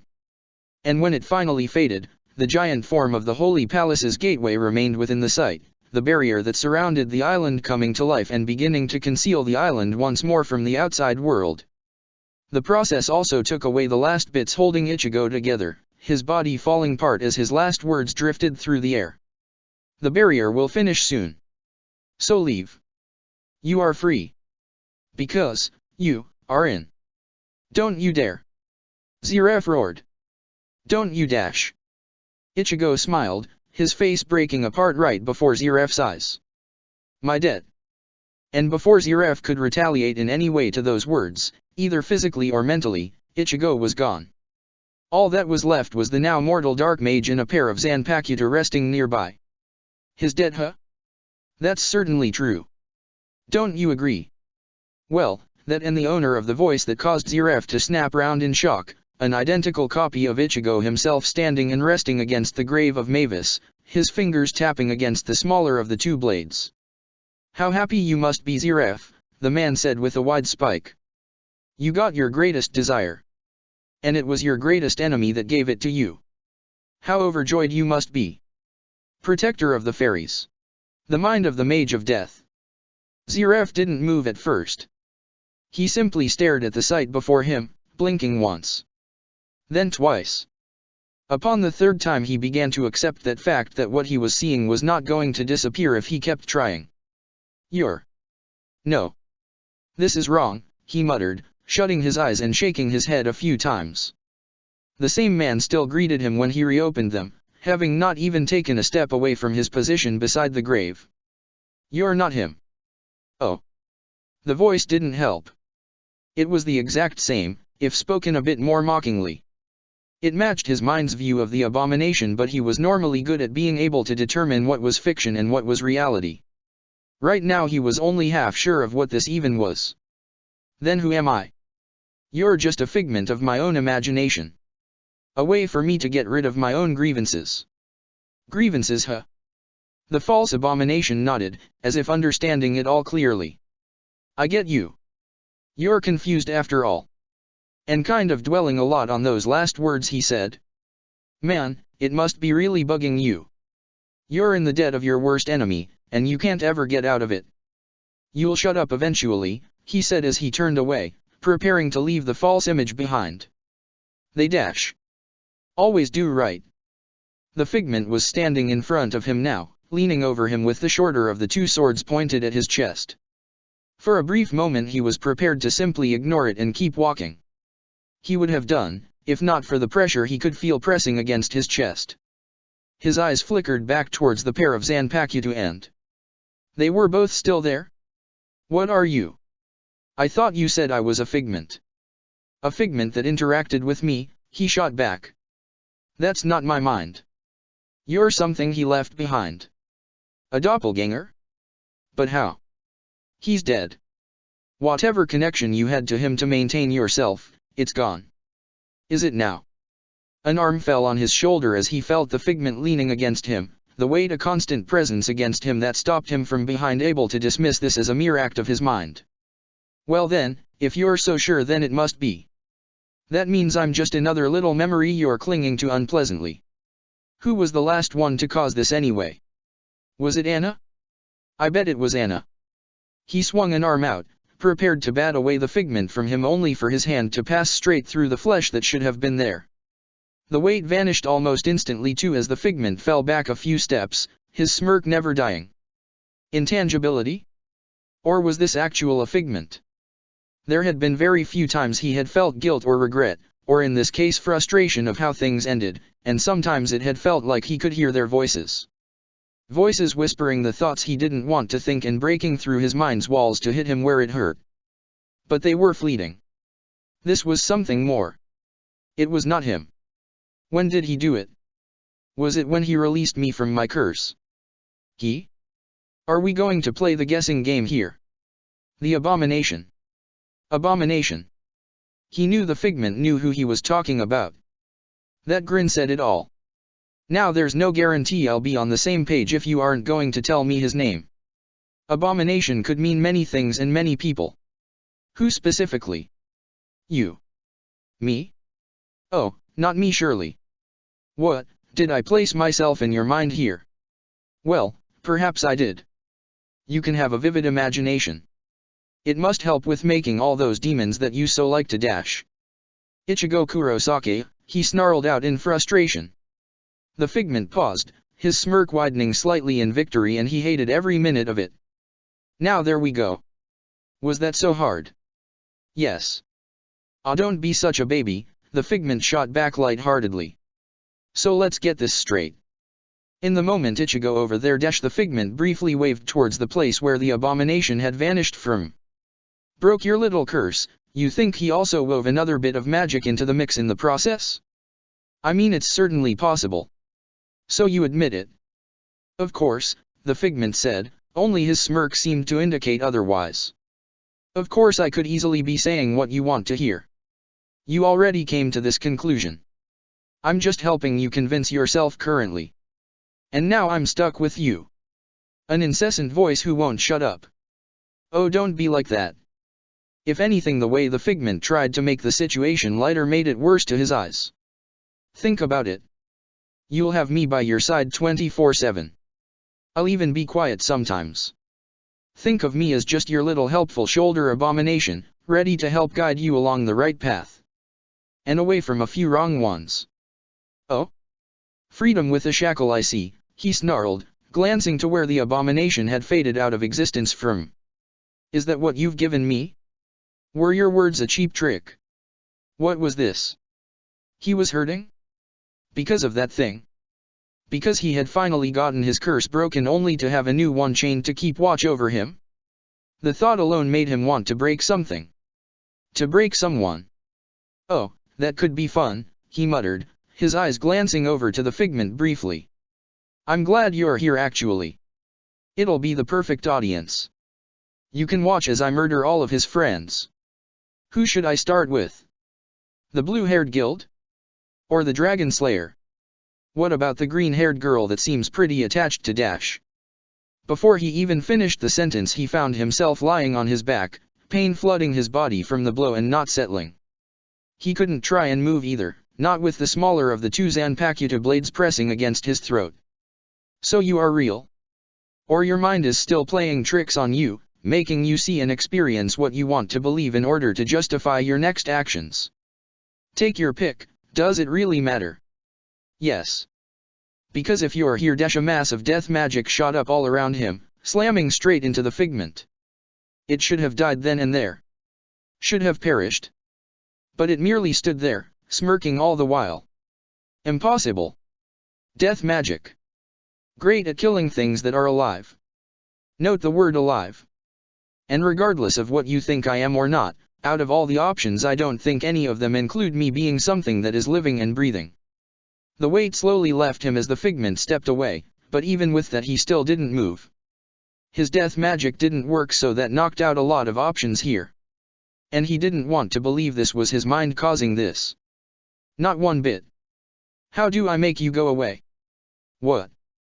Tired of me already? That took, actual longer than I expected really. You really are confused right now, aren't you? I repeat. How do I make you go away? Oh, you know how, the figment said, walking over to the grave and placing the Zanpakuto back down. Had it been moved?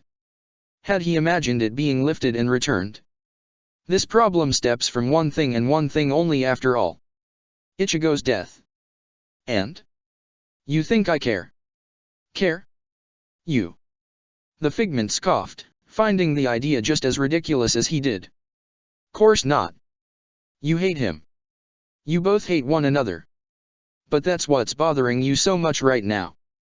Because despite the fact he hates you, he helped you. He snarled. That was a foolish choice he made. Oh yes. Probably a spur-of-the-moment type thing. Perhaps hoped a leopard could change its spots. That sort of thing really. You would have likely just left without even saying thank you.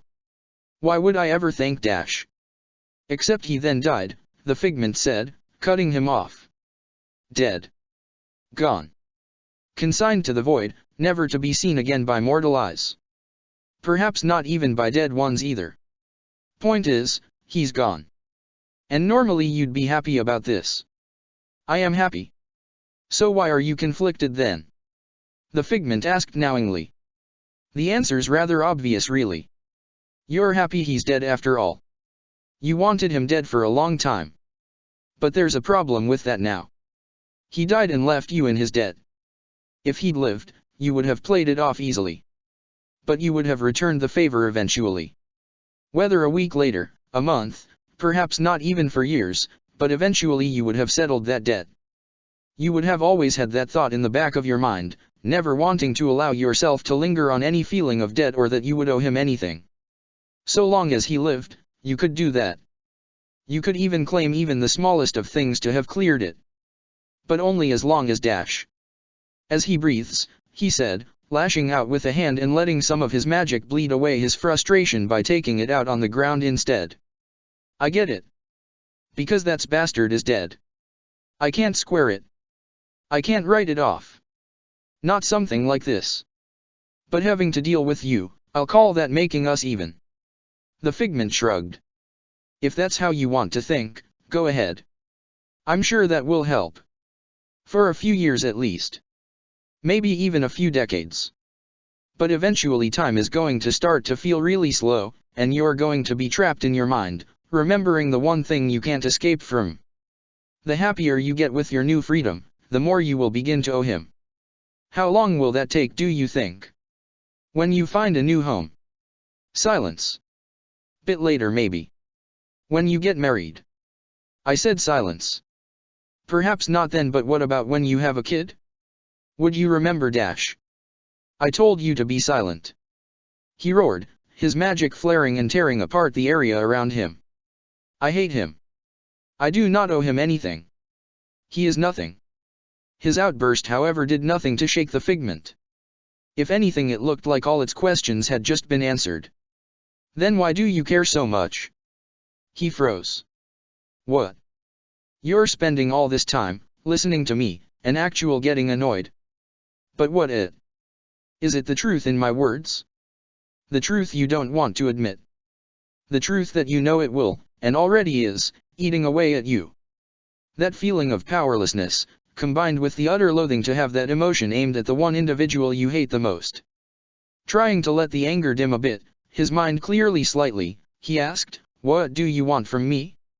There's nothing left I can do. Oh, there's many things you can do. You could save his friends, for example. And be killed by Wywak. I'm not immortal anymore, nor Inukin. I cannot come close to challenging him. Then perhaps guard Lumen Histoire in the place of Ichigo. The same problem as before. Well, he's always going to be a problem really, the figment stated, his smirk dropping slightly as he raised a hand and gestured towards where the abomination had once been.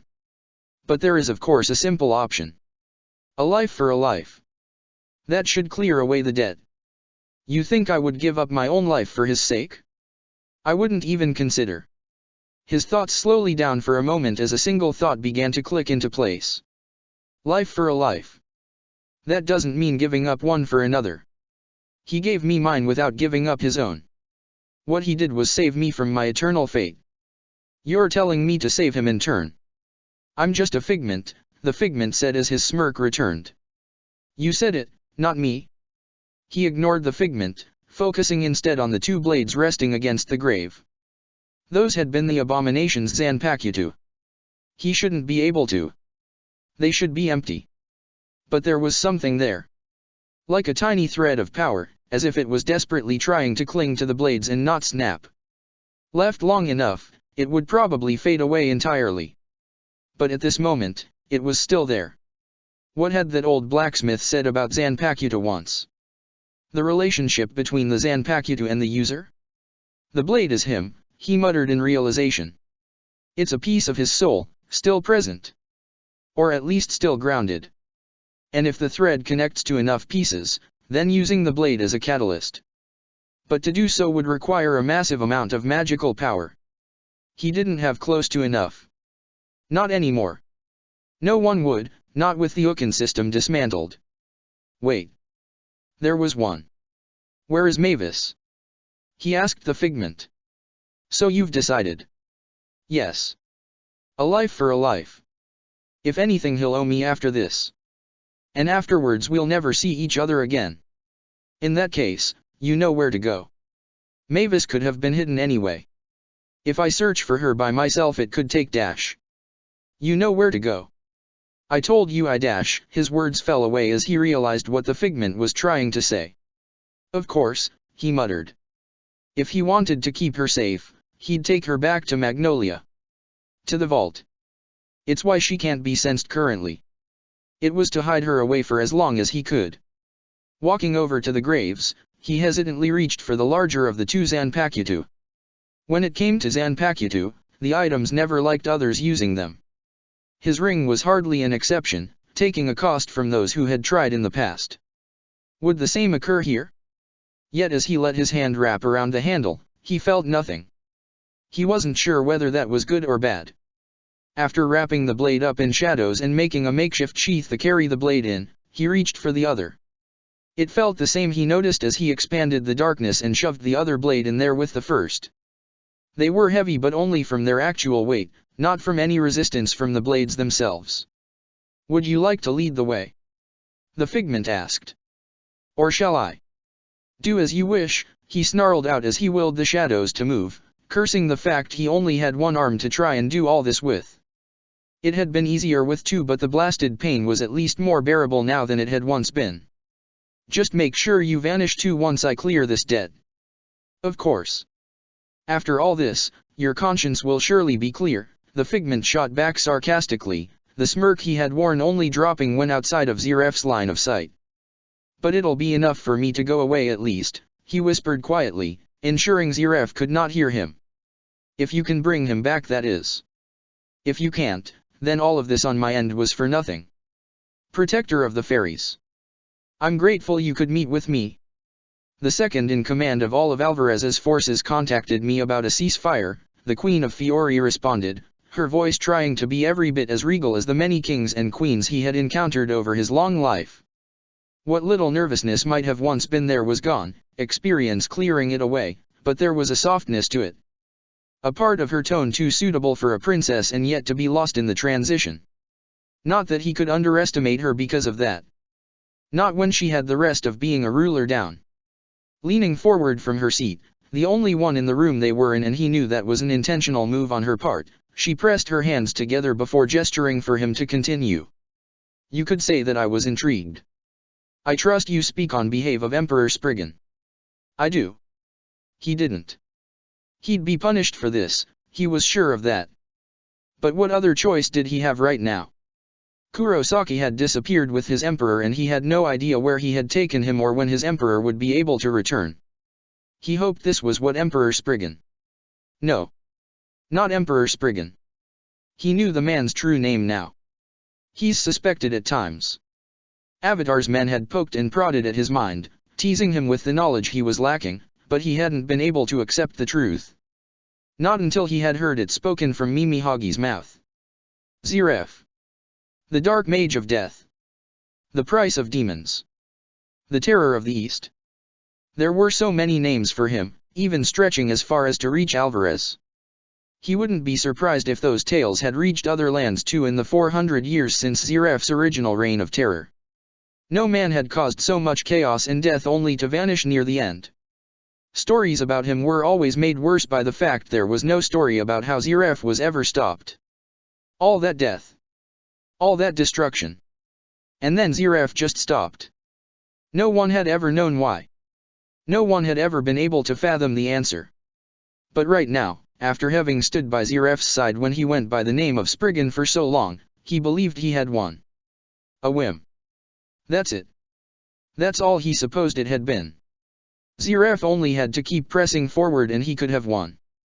The world could have fallen to him there, all of humanity being crushed under his thumb with enough time. But at the height of his power, he simply stopped. As Spriggan, Ziref had been like that. The victories he achieved, the progress he made, it never brought him any pleasure.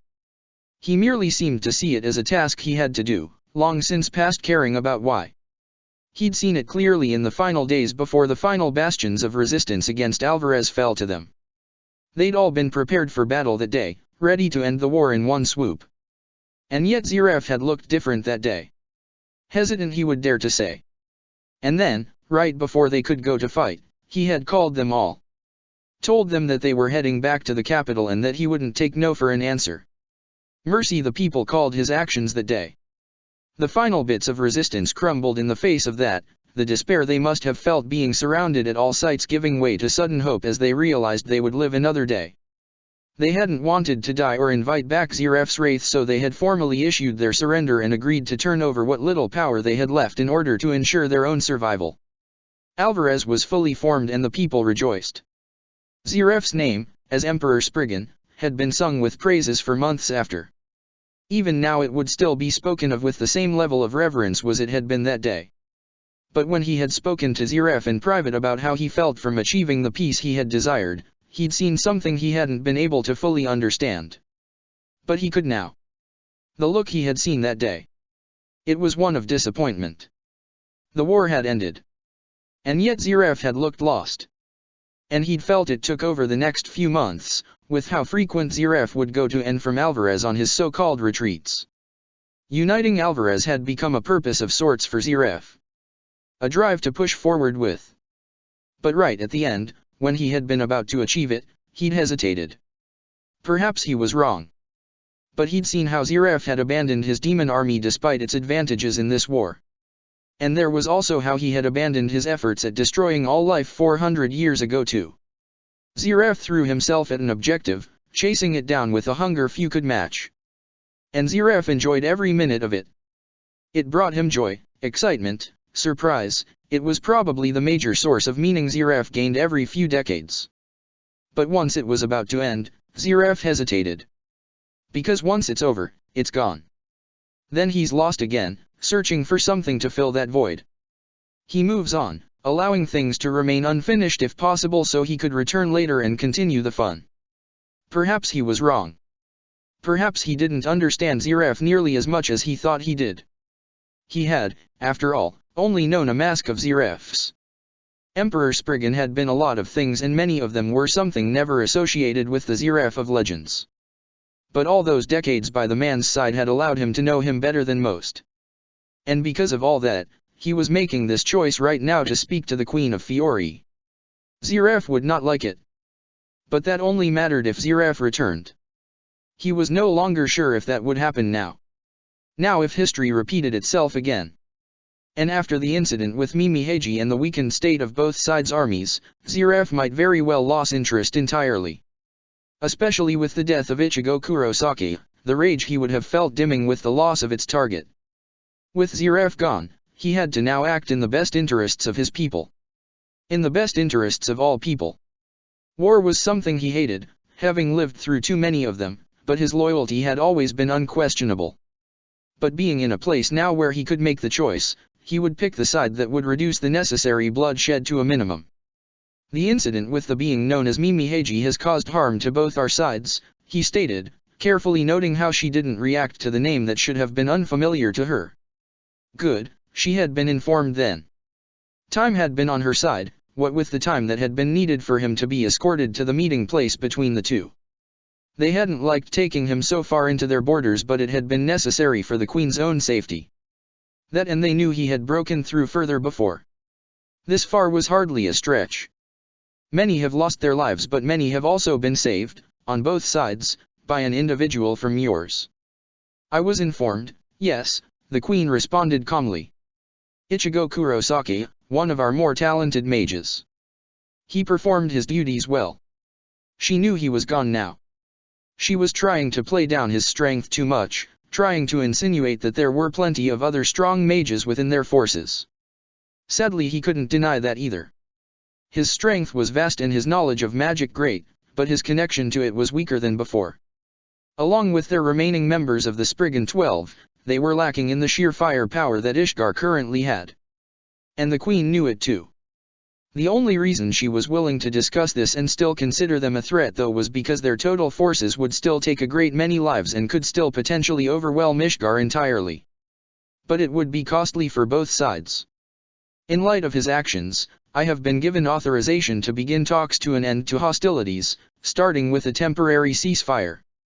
I am willing to extend discussions into an exchange of prisoners too if so desired. Man for man. Or free passage for all. For all, he stated. There was no knowing how many of their men were scattered around Ishgar currently, not knowing how many of Ishgar's forces were intermingled with their own and trapped from returning. They were lucky no one had done anything stupid yet. It was a powder keg just waiting to blow as it stood. I would propose a 3-day peace for both sides to tend to their wounded. As a show of good faith, we are prepared to pull our forces back to the original boundaries of the barrier. A barrier that is gone, the Queen pointed out, her eyes meeting his and trying to gauge his reactions. We will need more. Here would be the trickier part. They both wanted peace, but no ruler wanted to surrender their position too much. It would look weak and could be exploited by others in the future if heard about. With the barrier gone now too, there was no longer the safety net it once brought. Especially as they still had a good few airships available for deployment. It was a far cry from their original fleet, most of which had been lost to draw the Celestial Spirit King into a trap, but it was a dangerous threat all the same. What would you ask of us? The sea, the Queen responded without hesitation. Draw your troops back to the borders of Ishgar. In turn I will offer you 4 more days of peace in order to allow the time it will take to reorganize and move to the edges of our borders. And in turn it would give them time to march their army out and encircle them as far as the land would stretch. It would risk putting them at a disadvantage. But he didn't care. There was far more than could have been asked, and this was little in comparison. Agreed. Anything else? Yes. I trust you understand that we cannot fully take you at your word. As can we. Indeed. Therefore, as a show of good faith I offer you the aid of Byakuya Kukaki. He and a few he chooses will act as my representatives and should help in ensuring that my forces trapped within your ranks know to trust your word. And if they betrayed them, there would be someone strong within their own ranks ready to act. He got the message. Byakuya Kukaki was dangerous but he was only one man, even if his abilities let him fight in place of so many more. If it came down a fight, they could kill him. He wouldn't though. An act like that would ruin all chances of peace. Your terms are agreeable, he said, bowing his head ever so slightly. Thank you for your kindness. And thank you for taking a chance with this old man. He just had to pray he could hold Alvarez together and get them all home. He was tired of all this death and destruction. Some might complain but he'd silence them if need be. No more blood needed to be spilt for a cause only their emperor truly cared about. It was time for all this bloodshed to end. Protector of the Fairies. Hashtag hashtag hashtag hashtag hashtag hashtag hashtag. How odd. He could hear his true name being spoken. Hashtag hashtag hashtag hashtag hashtag hashtag hashtag. How many years had it been? Had many hundreds of years had passed since he began being called by a title instead. Hashtag hashtag hashtag hashtag hashtag hashtag hashtag. There was only one who could know it. His eyes slowly opened to find the terrified expression on poor Zara's face. He quickly gave her one of his cheerful grins, happy to know that it worked first time at stopping her tears. He wasn't any closer to figuring out why they had been there in the first place though. At least not until he tried to move. The first thing he noticed was the pain. Memories quickly flooded back as he remembered what had happened. The world had fallen to magical barrier particles. Barriers had sprung up to protect them, but due to his size and distance from the others at the time he had been separated from them. The world had been healed and he had quickly gone out in search of the others. And then he had encountered Wywak, all alone not long after he had felt Hyberion's magical power fade away entirely. It hadn't taken long for him to put two and two together. Trying to stop Wywak though had ended badly. The man had dodged every move he threw at him and then countered with one strike after another, each wearing him down piece by piece. By the end he had been hardly able to stand, and then the final blow had come. That didn't explain why he was still alive though. Looking around though, he was able to find his answer. This was his realm. The world of celestial spirits that he had once made his home for so long. All that returned here, regardless of how bad their condition, would be healed to full. He was no exception, but he didn't remember deploying his world. I protected you, Zara muttered from her position near his face. Wywak was seeing every move you made. I had to separate the two of you to save you. I had to take you somewhere he couldn't follow. I am grateful for that, he said to her softly, forcing himself up into a sitting position. He could see that many of the wounds he had suffered had long since healed, even if the pain lingered, and that was good enough for him to decide on his next move. Can you unleash us back into the world? He might be waiting. How much time has passed out there? 2 hours, 37 minutes and dash. He's gone then, he stated simply. From the beginning of my fight with that man, he stated often how I was getting in his way. How he had places to be. He wouldn't have stuck around. He could if he wanted my power. Then he wouldn't have allowed you to activate it in the first place, he responded. After all my movements were seen through, you think he wouldn't have anticipated you? Let us return. We need to check on the others. If you're sure, Zara said quietly, floating over to his shoulder and clinging to him as he forced himself to his feet. With a snap of her fingers, space warped and returned them to where they had previously been. As he had expected, Wywak was nowhere to be seen. See? I told you. He's quite far away now, Zara admitted. From her tone he knew she was probably making a note to keep an eye on his exact position at all times. You were right it seems. Is he heading back to Ishgar? What's his hurry?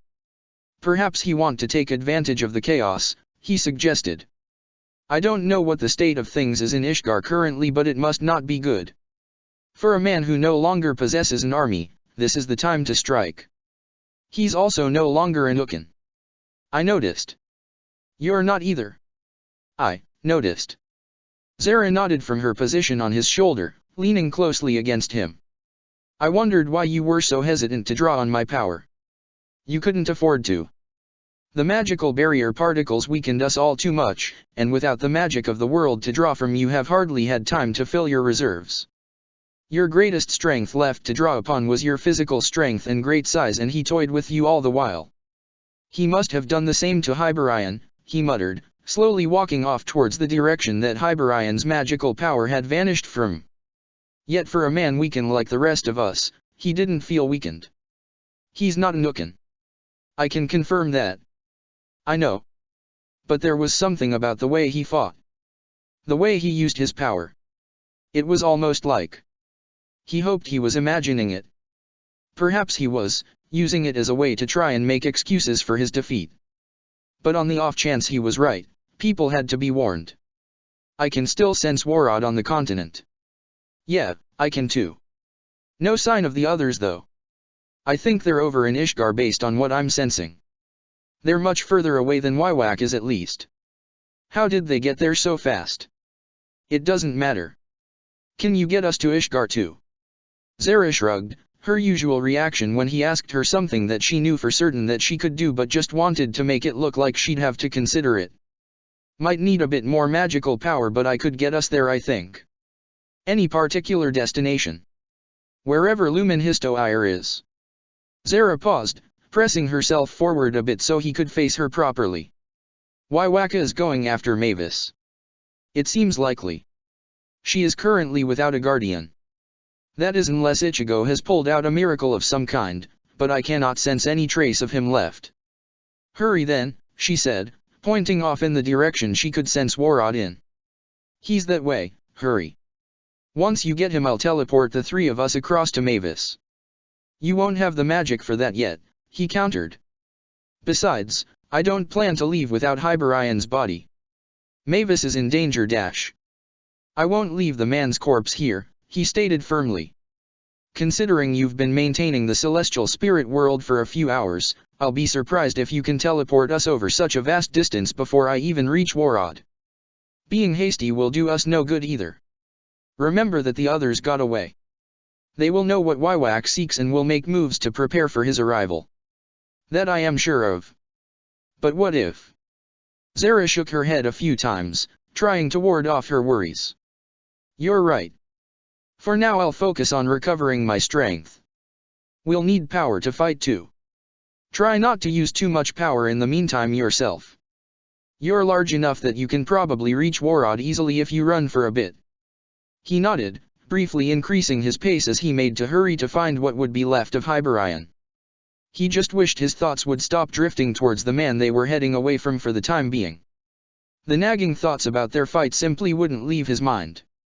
As were the words he could slowly remember being said before he lost consciousness. See you soon, he muttered softly to himself. Huh. It's something Wywak said to me, he explained. See you soon. He expects us to come. He'll regret it. I hope so, he muttered. But he didn't look like he would. Not one bit. Protector of the fairies. I'm sorry. I've told you enough already, Shunsui said to him. Save the apologizing for the officials later or the others. You don't owe me any of that. Not after all you did, Juoshiro. He gave his old friend a sad smile. You know as well as I do that the guards outside this room aren't for my protection. That caused a bit of the wind to go out of Shunsui's sails, the man letting out a sigh as he placed the bottle he had brought in with him down on the ground. Officially we're saying that we don't know where Mimi Heiji came from. We aren't even acknowledging whether we know who or what he was, and honestly we know so little to begin with. This entire situation is being treated like a natural disaster. As for all who might have seen you before you acting under that thing's will, we've got people keeping them quiet. Hopefully you merely mean that you are erasing their memories or merely convincing them to remain silent, he asked hopefully, sighing when he got the answer he wanted from Shunsui's expression. Letting his head rest against the pillow provided for him, he muttered, all this effort for a dying man. It's not worth it. Come now, you'll be fine. The doctors can do very little for me, he replied swiftly. Ichigo stabilized me but I'm old. My body had played host to Mimi Heiji for so long and there is only so much he could repair at the time. And then there is my illness. Mimi Heiji kept it in check for many years and without him, it will surely spread once again. Medicine has advanced since that time. Not enough to save me. He sighed once more. If I'm lucky I'll have 2 to 3 years left. I'd consider that a blessing honestly. It's more than I would have had otherwise. I should have died today in no short part to Mimi Hagi's own actions, coupled with my own. You shouldn't go to such much effort for me. You're my friend, Shunsui replied to him seriously, as if those words were enough to answer everything. Some would have you rot in a jail cell for something outside of your control. I won't let that happen. Even if I have to burn away any pull I have, I'm not going to let you die in some jail cell. If you only have a few years of your life left, you should be at peace during it. Though your old place might need a bit of work to make it livable again. He couldn't help but smile at that joke. I should have said something. What? That you were having blackouts? Or that you had an entity living inside you? The former I might have believed. The latter, unlikely. Shunsui paused, a contemplating look on his face. I would have listened though. Given time I would have believed you too. If you said something. I couldn't, he muttered regretfully. Truthfully I was not always aware of my actions. It took many years to even hint towards the truth, and I only managed that with one person. Even then it was almost for nothing. Things ended well. Mimi Heiji was stopped. But he almost wasn't. That was what he wanted to say. But he couldn't. He couldn't tell Shunsui how he had seen the memories Mimi Heiji had when he had been fully possessed. How he had seen the future in which they had all perished. They had lost, and it took a miracle to reverse that fate. General Kyoraku, they heard called from outside the tent, Shunsui sighing as the reality outside slowly caught up to them once more. A message. Is it important? It's from Her Majesty. Go, he said to Shunsui, the man looking conflicted. I'll still be here when you return. But right now you have a duty to perform. If you don't help end this war, how can I go back to tending a garden? His little joke was enough to put a bit of a smile back on his old friend's face, the man resting a hand against his shoulder briefly before reluctantly moving towards the tent's exit. I'll be back as soon as I can, Juashiro. The war will be over before you know it. Waiting until he escaped the boundaries of the tent, Shunsui allowed the smile he had put up to fade as he once again forced himself to face the reality of the situation at hand. After quickly informing the guards to ensure no one entered without his say-so, he led the messenger away to a private spot before allowing the man to speak. He kept quiet until the man was finished and then quickly dismissed him with a brief response, informing him on what to tell the queen. Then it was just him, there alone weighing up what he had just heard. The monk Ichibe, part of the Fiori War Council, had sent a message ahead of his arrival. Waiwak was on the move and they knew his likely target. He wanted to think that was good news. It meant they could trap him. Only it felt too easy. He had never fought the Quincy. He had been too tied up in the battles against Alvarez. But from the reports he had read, their leader was smart. He had to know any attempted assault now, especially if he was only by himself, would fail. So why did he feel so worried all the same? He was only one man, right? What was the worst that could happen? Protector of the fairies. Returning home. Returning home used to be a joyous thing. It used to be filled with so many happy memories. There were tough times, but he had rarely doubted that things couldn't get better. And when he had decided he would make them better by his own hands. But all of that was 8 years ago now. Long enough to have felt like a lifetime, even if he had missed 7 of those years. Walking through a familiar forest with Levi, all he felt now was pain. They had excused themselves from the others without a word and headed here while the rest went back to what remained of the guild. They'd been told they deserved a few days off, and from the sounds of it most of the guilds and soldiers were getting that to some degree or another. There was even talk of a potential end to the war coming in the form of peace talks, not that there was more concrete to go on for such rumors yet. For most it should have been a time to be happy. He wished he could be. The war could very well end soon. No more would his family need to go and fight. No more would he have to witness countless individuals dying for the selfish goals of individuals with far too much power. No more would he have to wake up and wonder whether everyone he saw that morning would still be there in the evening. If he had heard any of this mere days ago, he would have been overjoyed. But not now. Not when he had been forced to witness his best friend crumble to dust before his eyes, the clone that had tried to spend every moment he could with them disappearing as the original finally became unable to keep himself from dying any longer. He wasn't sure if he had said anything since that moment. Urza had been the one to suggest for them to all return to Magnolia when given the option and he had merely responded by nodding. People had asked him if he was okay but he had ignored them at every turn, unable to find the words to speak. If there was anything he wished he could do it would be to comfort Levi, one equally as broken as he was from this, but she had been little better. Not even to one another had they said a word. And yet here they both were, without needing to ask the other and instead heading to the same place on instinct. To that old house he remembered building with Ichigo. To that familiar home Levi had infested every nook and cranny she could find with her books. To the place he had always found himself laughing at, through good times and bad. The place that they had all lived together and had helped lead him down a kinder path than the ones he might have taken otherwise for his goals. Here they both were, home at least. But without the final member of their group. He could hear a few quiet sniffles from Levi behind him but he couldn't find any more tears to cry. When alone, he had little reason to restrain his emotions. "It's painful," he said quietly, breaking his silence and causing the sounds from behind to come to a stop. He even wanted to be able to come back here with us. He'd hoped. Damn it. It's like him though, he heard Levi whisper back quietly, stepping beside him and wrapping an arm around him as she pressed her head against him for comfort. Taking the path of greatest reward, regardless of the personal cost. Regardless about his own wants. He's always been like this. He stayed away from even his family for so long because he thought it was better that way. He nodded, clenching a fist tightly as his mind fell back into old memories. I hate Juoshiro, you know. I know. I mean, I understand what happened, he added in frustration, feeling the need to explain himself. I know the man himself isn't a monster. But where there's been pain for Ichigo, he's been there more than his fair share of times. I know. Manipulating him to be his attack dog in exchange for letting things slide with our guild. I never forgave him for that, he added coldly. Being a guild master and hearing the stuff Gramps likely was used to hearing, I can understand what he was doing and why. But Ichigo was a kid.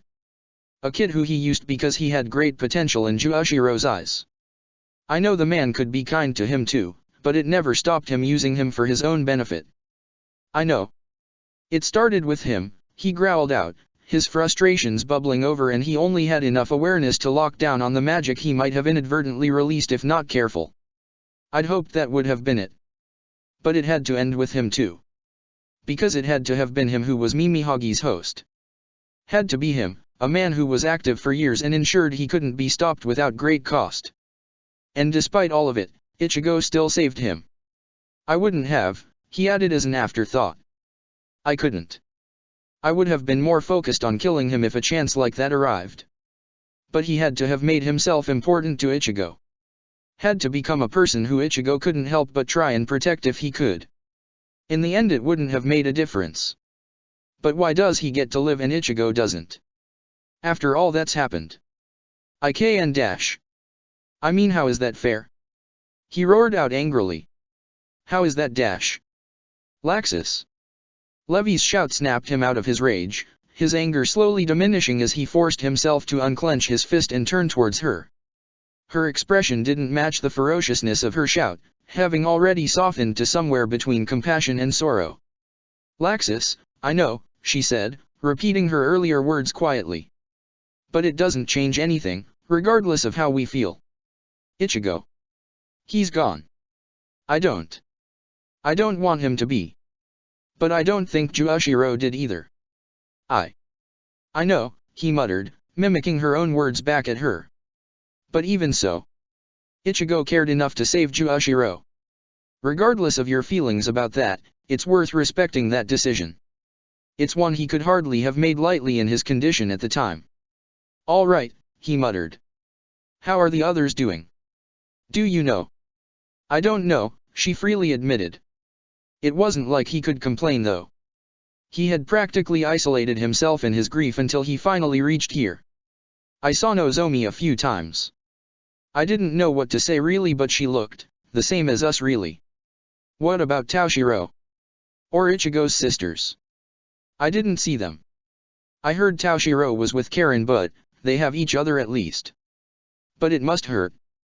For Toshiro, this is the second time he must have felt this way. That was right, wasn't it? Those 7 years they had all lost felt like nothing to them. But Toshiro had been on the outside, and he had adored Ichigo as a child.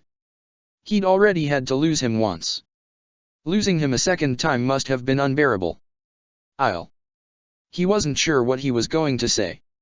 He had been struggling enough to find the words, but he wanted to do something to help, even if that help was needed just as badly for himself. But when he felt the first pulse of magical power, all those thoughts went out the window. They had to when the ground itself rumbled with that power. For a brief moment, he was terrified it was the monster Ichigo had given his life to defeat. That Mimihaji was breaking free from below the earth and rending all the sacrifices Ichigo had made worthless. But when the second pulse happened, the magic bursting through the ground in the distance, he knew it wasn't anything so terrifying. It was, however, still as dangerous. He spared a quick glance at Levy, but she merely responded with a glare from those sharp eyes of hers. He got the message quickly, taking off in a burst of speed and leaving her behind to catch up. It was faster for him to go alone, and within a few seconds he was crashing to a stop above the old foundations of the ground, barely avoiding the blast of golden light that erupted from the ground before him. Without bothering to worry about witnesses, not that many were sticking around with the magic erupting all around them, he dove for the trap down hidden away and rushed down the spiraling stairs to the vault below.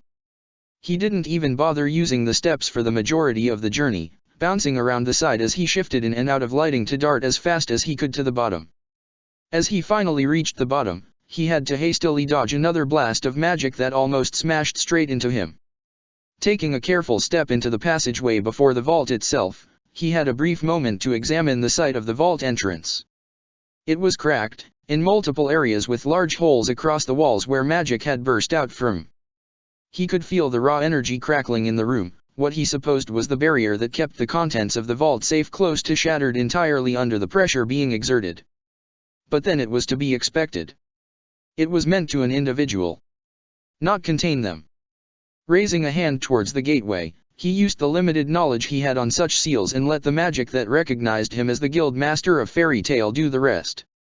Like a gear clicking into place, the magic recognized his own and the doors began to creak open, light shining through. That was as far as they got before they were blasted off their hinges, slamming into the wall and remaining there as a blonde-haired girl walked out of the doorway. She stopped only briefly, a single eye glancing down towards the dagger at the foot of the entrance before she carefully crouched down to pick it up. Mav dash. Silence, she stated, and he found himself freezing at her demand when her head snapped towards him. If there was a word to describe her right now, it was power. Sheer power. He could feel it all, radiating off her in waves that would have killed others from being this close. Then she took a step towards him and that pressure felt even worse. It was that look in her eye though that terrified him the most. She could see him but he doubted she recognized him. He wasn't sure if she would recognize anyone right now, not with the mad look in her eye and the way she gripped the dagger in her hands so tightly that she was drawing blood. If she was to leave in this state. Without thinking of anything but the consequences of letting her leave, he forcefully took a step towards her. Immediately the pressure increased and he found himself being forced down onto one knee, almost unable to stand at all. She was capable of using this much magical power? Not even Acknowledge had this much pressure from magical power alone. He had known Lumen Histoire was a magic that required a vast amount of magical power, and that Mavis as the container for all that had to have an equally large amount of magical power. But even when she had stood in front of him before, it had never been visible like this. If she left right now, she could very well kill. The pressure abruptly lifted, as if it had merely been a massive wave and now it had washed past him. He saw her stumble, barely catching herself from falling before her magical power started to rise again, not quite as high as before. Oh. She couldn't maintain this. He had been so focused on what she might have done in this state that he hadn't noticed properly on the state she was actually in. She looked exhausted. Her body was shaking, even as she tried to control it. Just because she had that much magical power, it didn't mean she was used to using such massive amounts in this manner. She was a magic that controlled time, who shaped it in a very different way that used for pure power. And if she had been unleashing her magic at such high blasts since she had been put in that vault, it was likely her body was simply unable to handle such exertion. So lost in thought, he almost didn't notice her getting closer until he realized she was trying to pass him. Without needing to think, he ensured there were no gaps, reaching out and grabbing her by the shoulders. Mavis, it's Laxus. Do you remember Dash? He couldn't even finish his sentence before he felt her magic skyrocket once more, energy being unleashed all around them as she roared out three pain-filled words. Where is he? The sheer weight of all the magical power almost made him fall to his knees once again, but he was ready for it this time, using all his strength to keep himself upright. She was in pain though, he knew that. No. He couldn't have missed the tone of her voice, nor the way her eye was darting around erratically, as if she was looking for something desperately. Or someone. She knew what Ichigo had been going to do. She just didn't know yet that it was already over. Mavis. I'm sorry, but Ichigo's Dash. He wasn't prepared for the increase, his grip slipping from her as he crashed straight down into the floor, the ground cracking under the combined weight of himself and Mavis's magical power. Without even looking at him, she began to move past him, trying to leave. His hand reached out and grabbed her by the foot before she could. She couldn't go out there. Not like this. He had to stop her. But fighting her? He couldn't do that. She was hurting right now. She wasn't an enemy, just a broken girl desperately searching for the person most important to her and trying to ignore what she already knew. What she must have known the moment she managed to escape and saw that knife. Let go of Dash. Ichigo's dead. He shouted at her as she tried to break free, his words causing all resistance to crumble to a halt. Those words were cruel ones to say right now, but they were the ones that would avert a crisis. They needed to be heard.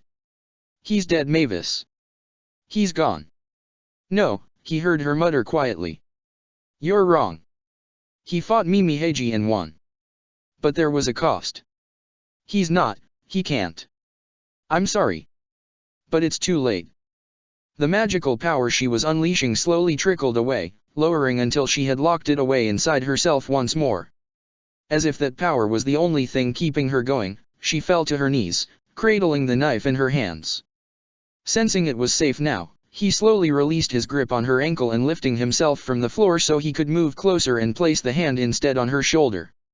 When she glanced up at him this time, she recognized him. "You're in Magnolia, instead of at the battlefields." "Yeah. I took too long," she muttered brokenly. I was close. I know I was. But I didn't know what time or day it was. All I thought was, I have to break free. I have to hurry. He's leaving me." "Why? Why did he leave me?" I think it was to protect you," he answered with carefully. It felt like an Ichigo thing to do, and he wasn't sure what the best thing to do was to console a walking magical weapon. "To keep you safe." "Safe? I don't want safe. I want him," she muttered weakly. We were meant to be together. Partners. Until the end. So I wouldn't be alone. I didn't want to be alone. Death isn't as scary." "Why? Why couldn't he? Why didn't he let me go with him?" "Because there was no way back for him." "I don't care," she muttered. "If that was the case, why couldn't he have taken me with him? Why did he have to leave me all alone again?" He couldn't answer that. All he could do was hold her as she cried, clutching the glowing knife in her hands like it was a lifeline. I need to hurry. There's still time. I know there is. I can save him." "That's enough, Mavis," he muttered, not wanting to hear the desperate hopes of a broken girl. "He's gone. He's not coming back this time." "But..." "No. I'm sure, faint, but I can still sense him." And those words caused his own mind to crawl to a halt before he forced it to restart and push her words aside. Those were cruel words to hear, only able to be spoken by one who had not witnessed what they had and was still refusing to accept what they had seen. Who was sensing what lingered and thought it meant more than it did. Still, he wished her words could be true. He truly did. "Protector of the fairies. You realize it's quite distracting to have you watching over me every minute of the day," said August, glancing at one of the generals of Ishgar's armies. "I understand you desire to keep an eye on me to ensure I don't take advantage of this temporary ceasefire to pull something outrageous, but isn't this a bit too much?" The man he knew to be Byakuya Kukaki didn't say a word. He rarely did. At first it had been rather annoying. Everything he said to the man either got little response or none at all. Now though he had grown far too used to it. He wasn't even sure why he kept trying to make conversation. To be polite perhaps. Letting out a sigh, he turned away and chose to settle down on the edge of the cliff face he had spotted a few hours earlier. He had quite fancied observing the view from up there since he had spotted it, but the matter of ensuring their forces could be reunited had taken some time to sort out. His magic had been carefully amplified across Fiori to pass upon his message, ensuring all of his fellow countrymen and women knew to avoid fighting and return to where they had begun their invasion from initially. He had doubts that all of them would be listening honestly. For every 100 good soldiers, there was always that one problem soldier. He could only hope that nothing bad happened, or if it did that it would not be blamed on him. The general behind him could surely tell he was not trying to orchestrate some carefully planned subterfuge. As time had ticked by, however, his fears had slowly diminished as he saw more and more troops returning. He had witnessed so many joyous reunions, friends, and even family simply happy to see their loved ones again. Then there was the cruel moments, the ones he wished he could see fewer of. Not everyone that arrived was still alive. Some were carried in, their bodies already deathly cold but unwilling to be abandoned in a strange and foreign land. There would be far too many burials once they all returned home. Too many for him to attend despite his own wishes in order to pay his respects to every soldier that fell for Ziraf's own ambitions. There still hadn't been any sightings of Ziraf. That was both a blessing and a curse really. If Ziraf returned, he couldn't merely just step back like before. Not again. Not so long as Ziraf wished to continue this pointless war. But the fact Ziraf wasn't here was having an impact on the men and women that served him. They didn't know that Emperor Spriggan's true identity was Ziraf. Even if told, many would likely never believe it. And if they did, it would not be impossible for all of Alvarez to descend into chaos and break apart. Such was the weight of the existence of Emperor Spriggan. Ziraf had made a powerful symbol out of himself, one that held together an entire empire. Claiming Emperor Spriggan died too would create questions. If people came to believe he was killed by Ishtar, there would be blood. As powerful as he was, both magically and politically, he would not be able to stop that.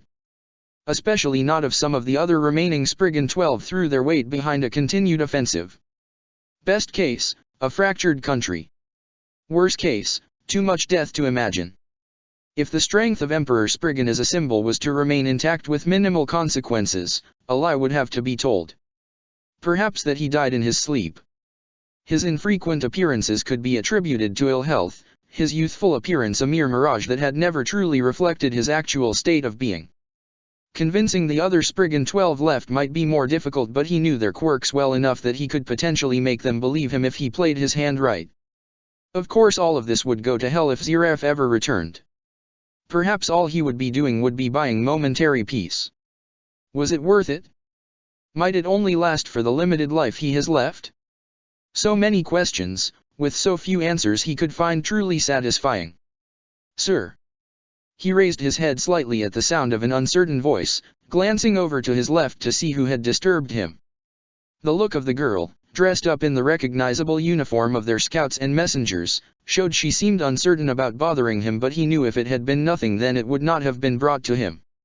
Envel had been generally assisting him since the Ice Mage had arrived back, and most matters regarding their messengers tended to go through him first. For one of them to go out of their way to seek him out spoke of a greater urgency than the simple reports of their men being found. "What is it, child?" he asked kindly. Frankly speaking, she wasn't a child by any means, but in his eyes so many of the men and women here were too young. When one lived as long as he had, anyone who had yet to see a second decade was hardly an adult compared to him. "Has Envel called for me?" She nodded, hesitantly struggling with her words. She had likely never had to deal with more than officers or perhaps the odd commander of a large force. And as much as he might not always like it, he and his fellow Spriggan 12 were distant figures to many of them. He made it a point to remember every face he met, so he knew this was the first time he had ever laid eyes on her, let alone hear her speak. "Speak up, child," he asked, not impolitely but slightly forceful. "What does Envel need from me?" "Something's approaching," she managed to say, forcing the words out as she slowly got over her nerves. Cryus said, He's one of my friends, he's got good eyes, I mean for seeing." He saw a figure approaching. "Said he looked like a man." "That's hardly new news," he stated, making it a point to glance back towards the many men and women down below that had arrived in many groups of small numbers. "Why did Envel send you here? Where was this man coming from?" "The sea." "The sea." As far as he was aware, their forces should not have ended up on the sea. Irene's magic should have placed them all on land, and the stunt Ichigo Kurosaka pulled should not have changed their positions much once he was done. Theoretically there should not be anyone arriving by sea. By sea, west. That was the direction of Alvarez. Could it be possible? Envel wouldn't know, but if he was closer to the sea and could feel the magical power at a closer proximity. "General Kukaki, would you mind joining me for a bit?" he asked, not waiting for an answer as he motioned for the girl nearby to lead the way as he made to follow. He didn't have to listen for long before he heard the sound of footsteps falling in line with his own, both of them being led back down the cliff and across a rocky path as they headed towards the makeshift camp. Walking through the camp like this was probably the most dangerous thing he had been forced to do since the battle with Mimiheiji had ended. Especially now with so many people surrounding them, their eyes glancing from him towards Byakuya behind him. Some didn't know what to think. Some looked hopeful of what it might mean. And others? Others only saw a possible chance to deal a blow to Ishgar. He was thankful none of them were brave enough to try yet, at least able to recognize the strength of the one they wanted to pick a fight with, but there would always be a few idiots who ignore that. Even with all that, however, they seemed distracted. Like something else more pressing was weighing down on their minds. Reaching Envel couldn't have come faster as it got them away from the majority of soldiers due to Envel having taken a position nearer the sea up on a small hill, observing the situation for himself. "What are we looking at?" he asked as he came to a stop beside the young man, allowing his eyes to trace across the horizon. It was tough to make anything out yet, but he could sense something, even at what was obviously a great distance. "Do we have a visual?" "Northwest a bit," Envel muttered, pointing out the thing that caught their attention. "Barely a speck at this distance, but we've had a few try and get closer to confirm a visual, some with more success than others. And their reports. It's a man. We can confirm his identity by the corpses of the scouts who were launched onto the beaches." Launched. He let his gaze drift down to the sand, noticing what he had glanced over as mere soldiers resting and lazing about to actually be the bodies Envel was referring to. "How many know?" "Not many yet. I've kept things quiet, but people are getting restless. I don't know how much most of them saw since the bodies got flung back quite low, close to the water, but the light of the arrows that had propelled them back would have caused people to look over curiously." "Arrows." He let out a groan in frustration. Why couldn't he have been wrong? "It's Wywak. He's returned." "Was anyone else seen with him?" "No one." "Then he returned alone. The others that were with him have either been incapacitated or killed. Regards of which it is, we're in trouble." "Your orders." "Mobiliza," he muttered before repeating it more confidently. "Mobiliza all forces. Every man and woman that can fight, get them ready. Every airship we have nearby, I want it in the air, pointing all weapons down on Wywak. I will try and delay his arrival, but I cannot guarantee it will delay him for long. Hurry." To Envel's credit, the man rushed to fulfill his duty. He could tell from the brief hesitation though that this was a mixed bag for Envel. The man was undoubtedly loyal to their emperor, but also to Alvarez itself. Both had typically been weighed as equal in his mind, to the point one could be considered the other, and he knew that to Envel the idea of following the orders of another who wasn't the emperor was challenging. It was different when he had been told to obey his orders, but with the emperor missing, there was uncertainty in his heart. He truly hoped that if Ziref did show himself that Envel would choose Alvarez instead. After himself, Envel was one of the most respected individuals in all of Alvarez. He would be a suitable ruler, as he knew he himself would never be able to maintain power for long. Not when he was already this old. He could not afford the time it would take to find a better replacement that the people could accept. Such matters though would come after this issue was dealt with. Wywak could not be allowed to reach the shore before they were ready. If he could sink the man beneath the waves now, he'd be even happier, but it wouldn't be that simple. It never was.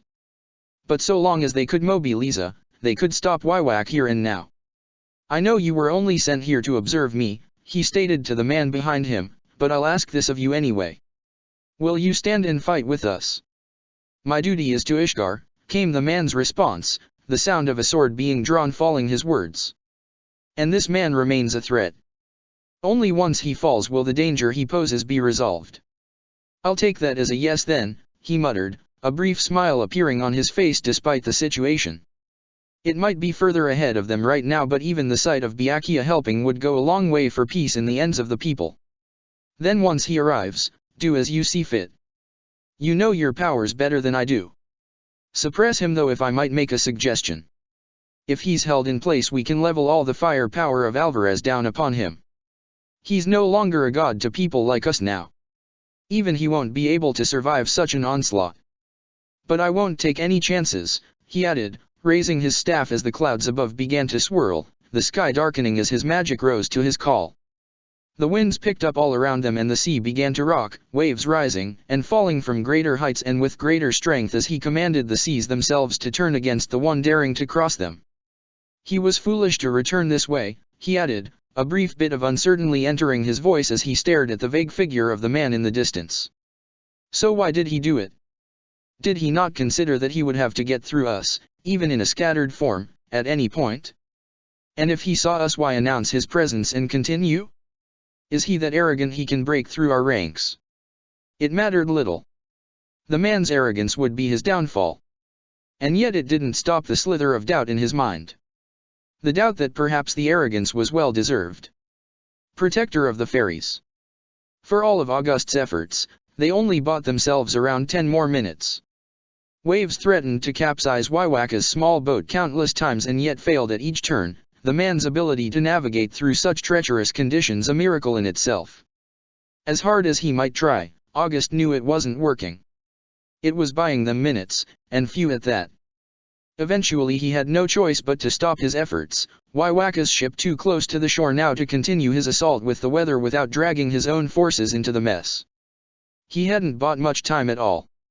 But it had been enough for Envel to get their front line ready. He was no longer alone on this hill, nor was that beach empty to greet Waiwak. Thousands of soldiers were armed and ready to fight, magical weapons of various varieties being lit and readied to try and keep the battle at a distance. 2 of the airships had even managed to get into the air, their main cannons aimed down towards Waiwak while 5 more flew in to assist and ready their aims. And yet despite the show of force, he was still unsettled by something. Why was Waiwak able to walk down from his boat with so much confidence?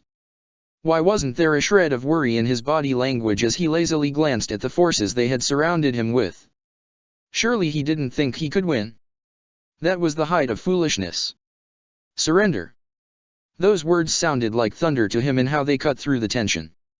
Waiwaka's single eye had managed to meet his own gaze and he knew immediately those words were being directed at him first and foremost. All of you, I will offer you a single chance. Lay down your weapons now and I shall guarantee your safety from my attacks. Fail to comply, your chances of surviving past this battle will drop significantly. Waiwak was bluffing. Had to be. He was trying to intimidate them all and cause a chain reaction. Get even one person to agree to his terms and it could have a knock-on effect. But while he could see some individuals waving, most stood strong in the face of this enemy. The closer they were to himself or any of the other Spriggan 12 members, the more their confidence grew. Waiwaka's words would not sway them so long as they drew breath. I see. How disappointing, Waiwak called out to them all. That was your warning. Now you will all serve as an example to the rest. All forces fire. He called out, unwilling to allow Waiwak any time to put that threat into action. Magic rained down upon the man from every angle they could fire at, kicking up the sand and burying Waiwak beneath a barrage of magical power that would have torn apart a lesser individual in the first few blows. However, as the seconds dragged on, that oppressive magical power he could sense never once disappeared. It merely began to decrease ever so slowly, his eyes struggling to make out what was the cause of it until he saw the barrier itself. The fact it hadn't already crumbled was surprising enough, especially when its shape fluctuated rapidly with every shot that was rained down upon him. He doubted anyone else had noticed it yet, but their attacks weren't doing anything. As his eyes managed to take in the full form of the barrier, the magic he relied on gave him a clearer picture. It looked like it was fluctuating because it was. Before every shot landed on it, power was directed to harden that area and ignore all others not in danger. At a concept level, a rather simple technique. It was faster than having to keep redeploying smaller barriers and also avoided the large consumption a full protective barrier might have. Except just because it was simple, it didn't mean it was useful. Against 1 or 2 attacks you could see coming and judge their timings, perhaps it would be useful. But in a bombardment like this, multiple areas of the barrier had to be strengthened at the same time, with dozens of other attacks coming in that had to be accounted for and analyzed to understand what kind of power they would have and where the energy needed to go to block them and where it would come from. And with this man attacks raining down upon Waiwak, there shouldn't be a way for him to react in time either. Every move he made, it was like he had already planned the sequence out in advance. When the first of the ships fired their cannons, he thought that might chance the situation. That was before the blast itself was shot out of the sky by a massive arrow of Waiwaka's own, answering raw firepower with raw firepower of his own where never once letting up with his barrier. He forced himself to swallow his nerves as he ordered the forces to keep suppressing Waiwak. If this was to be a battle of attrition, so be it. Waiwak would not be able to escape like this. So long as he tried to block all the shots, he would slowly drain away his magical power. If he tried to go on the offensive, it would open up his defenses to be exploited. So long as they kept Waiwak pinned and reacted accordingly, they would win. He was naive to ever think such a thing. The very moment he had built up hope, Waiwaka's gaze had met his own once again. He had seen the arrogant smirk sent his way. Seen the gaze of an eye that had to have known too much for all of this to be possible. And, as if signaling to some unseen force, Waiwak had finished it all by swiping down with his hand. In an instant, the 7 airships they had in the sky were pieced from above. Giant swords, made from light so bright it hurt to look at, broke through their hull like it was paper to them and pinned them down to the earth. The silence it brought on was deafening, and in the face of such shock even his own forces came to a halt with their barrage. They had to when their eyes had inevitably been drawn up as the first of the swords had appeared. It had been light out in the sky before he had messed with the weather. It was like that now but for very different reasons. Hanging there, as if being suspended by strings, hung an innumerable amount of arrows. I warned you all. Remember that for the brief time you have left. If you had merely listened, you would have avoided this fate. As if his words were the words of a god itself, Waiwak unleashed the entire arsenal hanging above them. The light of the sky itself looked to be falling down for them, and the panic that rose among his forces strove him to action, his staff being raised once more as he guided the magic he had to protect as many as he could. But he had been slow. His barrier wouldn't make it in time, not to protect this many people. Bankai, Senbonzakura Kage Yoshi. And then before the arrows could make contact, millions of tiny blade fragments flooded the skies and took the blows for them. As the broken fragments fell down towards the ground, it was as if it was raining cherry blossoms from above. He wished he could have had a second longer to savor such a sight. Because through the holes in the millions of blade fragments that hung above them, he saw the forming of yet another volley of arrows. How many of these volleys can you stop? Before you start taking losses, 2 more. Before I cannot shield a large area, 5 more. Please do what you can. Raising his voice, he called out to the men and women he would likely be leading to their deaths. Follow me. Press forward until the enemy is defeated. Without a second thought he leapt from his post, rushing down towards Waiwak as he prepared the strongest magic he could. He could see out of the corner of his eye the familiar forms of his fellow Spriggan 12 members, each of them understanding they had to hurry and end this before the battle could drag on. Waiwaka's power was not infinite. Making such vast amounts of arrows would drain him of his power rather rapidly and leave him as easy pickings for them if they fought at full strength. All they needed was one opportunity and they could win. How disappointing. I had expected more from you. What occurred afterwards he could only ever describe as one-sided. He just wished with all his heart that it had been them that been the one to win. Protector of the fairies. Scavenging for strength. Anxiously waiting for news was one of the toughest things any of them had ever had to do at this moment. Tapping his foot impatiently, the knowledge that he couldn't begin to plan effectively until he heard the news from Hibiki was agonizing. Waiting for information wasn't usually this tough, admittedly. He was a scientist at his core. He was used to waiting for his experiments to bear fruit, occasionally even switching between projects to pass the time, especially in the case of projects that needed a large amount of investment. But that was all different to this. This was information that would be necessary for their survival, and as it stood, the fastest way to receive it was to merely wait for Hibiki to finish gathering the last bits he could. Still, it couldn't stop his mind from racing through the possible outcomes of what they were waiting on. Ever since they had heard Waiwak had made land over in the midst of Alvarez's forces, he had tried to picture how the battle had gone. They knew that Alvarez had failed to stop Waiwak, but what kind of defense had they put up? What had their numbers been? Who had been there to challenge Waiwak? And who had perished in that battle? The latter was a question that he knew worried most of them, in particular the youngest of the generals of Ishgar's forces. Mirti couldn't stop pacing, terrified for the life of her mentor, and he couldn't help but hold worry for Byakuya's fate also. Byakuya was by no means a weak individual. Few could hope to match his sheer ability to control vast numbers of enemies, his Bankai the ultimate weapon of mass slaughter when used in such a manner. Against a single individual, it became a slowly closing net that could kill with a million cuts rather than one overwhelming strike. Byakuya was not an easy man to kill, even if by himself. And Byakuya wasn't by himself. If the reports they had heard about August, Alvarez's current leader in the absence of their emperor, was true, then the man had access to a vast number of different magics. Enough to fight Hades and Jelal together and control the battle's flow, to the point that the only reason that the battle had not ended badly was because August himself had chosen to withdraw. There was also the other members of the Spriggan 12 to consider. Even with their few numbers, each of them was a strong mage in their own right. Together they should have presented a sizable opposition, especially when backed up with thousands of men and women. And yet Wywak had gotten past them all. The only question was of how. The ideal option would be that Wywak had merely cut a way through and escaped through the hole he made in their defenses. It would imply so much about his current capabilities. Tell them that Wywak was either rushing for his objective or would have been unable to last for long in a prolonged fight. The worst case, it was one he didn't want to think much on. But like all the worst scenarios had a habit of doing, the thoughts surrounding it wouldn't leave his head. He wished he could dismiss them entirely. But he couldn't. Not when he could see the morphing expressions on Hibiki's face every so often, the man obviously trying to hide his own terror as he read or witnessed some piece of information that drastically changed the situation they would soon be facing. "I have the final report," he heard Hibiki say, his attention quickly shifting to the man in question as he immediately began reading his body language for any clues. There was nervousness there.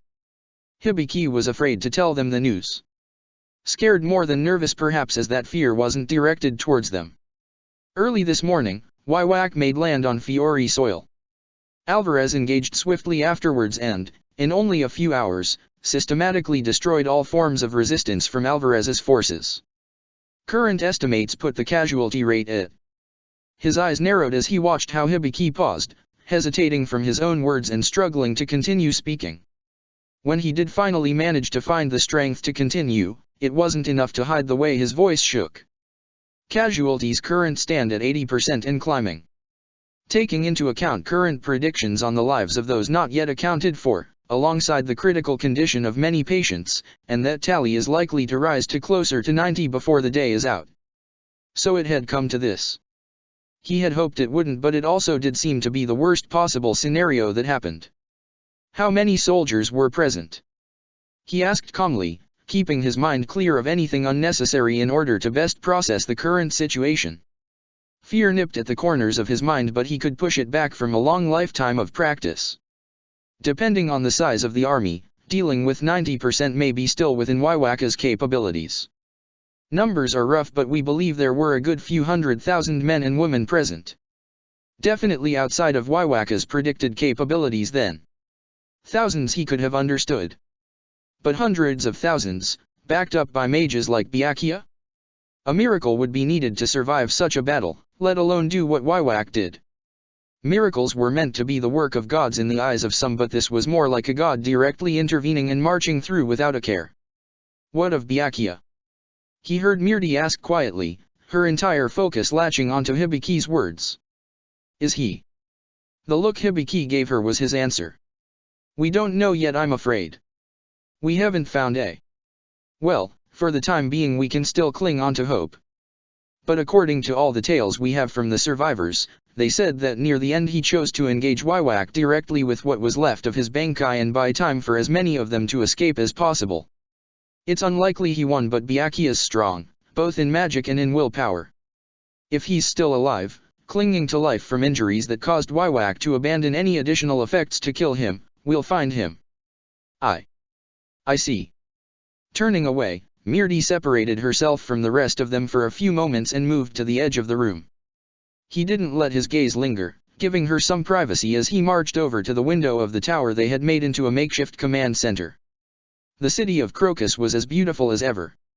The damage from the dragon attacks months ago was nothing more than a distant memory now, and just looking out at the bursting energy of the city below he could almost forget that there had been full-out war for months. If he had his way, they wouldn't be here. There was no doubt that Crocus was a valuable location in Fiori. It was the seat of power as it stood, the home of the Queen and the location where the Fiori War Council could easily convene. But with peace on the horizon, with Alvarez and the armies that once threatened them dealt with, the only threat left was a single man who couldn't care less about such trivialities like royalty and leaders. His goal was Lumen Histoire, which meant he would only have one destination in his mind. Magnolia had fairy tale, but that wasn't going to be enough. It hadn't when he had thought Wywak able to be overwhelmed, and it certainly wouldn't be enough after this disaster. Pulling his eyes away from the window, he let his eyes drift over the other occupants as he began to plan. The presence of the generals here was expected. Mirti, Arcadios and Shunsui were not unfamiliar faces. Neither would be Ishain, if he was here, that is. Unfortunately, no one had seen Ishain since he'd lost his son. He had a few ideas where the man might have gone, but he had little way to get the man to come back even if he found him. Grief was a powerful emotion. Beyond the current 3 generals present, however, there were little else. Hibiki, due to his magic, could pretty much get into any meeting he so desired, and was normally wanted there too because of that ability and the speed that he could distribute information to and from them. Normally too it might have been common to have a wizard saint or 2 here due to their growing experience with such matters, Jura especially, but they were all too far away right now. In the growing hope of peace, they had been given leave with the rest of the guilds. If there was anyone's presence here that was not called for, it would likely have been his. He had no received an invite of any kind, nor had he been needed necessarily. Perhaps they would have called on his own expertise later on, but that wasn't why he got here. No, he was here simply because he followed. Because he needed something to do. Something to keep himself busy, to keep his mind occupied, so to not think too heavily on matters that he wished to delay accepting. Yuruaki might call it unhealthy, how he would run to a problem to solve to put off grief, but he knew what his grief was like. He might not come out of it until it was far too late to do anything. Though he didn't appear to be the only one trying to delay grieving. Mest was as focused as he was. Perhaps even more so. The man had said he had seen Ichigo at what was his last moments as a normal human. He'd seen the start and end of it all, but he kept focusing single-mindedly on the task at hand. Perhaps it was due to having lost so much already, or perhaps he had just been conditioned that way over many years, being used by and from using others. Whatever the case was, he was thankful that the man had been willing enough to take him here with the generals even when he had been told he could rest for a bit. It had turned out well that he had in the end. He had been there when the news was heard about Waiwaka's arrival, and he had been there when the first chaotic report came in. And he'd been there ever since. What of August? He asked, his eyes briefly glancing towards the map of Fiori that they had spread out over a small table, multiple pins and models representing their own forces and where they believed both Alvarez's remaining forces and Waiwak were. It was an easy task to rattle off some quick calculations of the size of possible factions that could sprout up if Alvarez's leadership collapsed entirely. Do the doctors operating on him have any updates? They say he'll pull through, Hibiki replied swiftly, giving them at least a small shred of good news. If August lived, it meant Alvarez had someone to rally behind and obey. A disorderly mob, armed with advanced weaponry, was more manageable than their united army, but it was not something they could easily negotiate with for peace. It would be too easy for many of them who weren't present to believe that they double-crossed them rather than believing a tale of survivors about how one man, a third party, did all that. So long as August lived though, they'd believe his words and listen. How long until he wakes up? We don't know, unfortunately, came the response. At best he might wake up in a few hours. At worst, days. And too late to tell us anything about Waiwak went unsaid. The doctors stressed the severity of his wounds quite heavily. He was lucky to be alive at all. From what we've heard, he fought against Waiwak directly for as long as he could. The fact he escaped in the first place is only thanks to Byakuya interfering before he could be killed and then having him carried away by some of the survivors, all the while covering their exit until they were far into the distance. They were lucky to escape.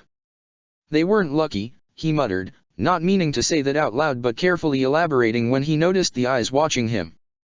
That many enemies to fight? In Waiwaka's position, the goal is not about killing.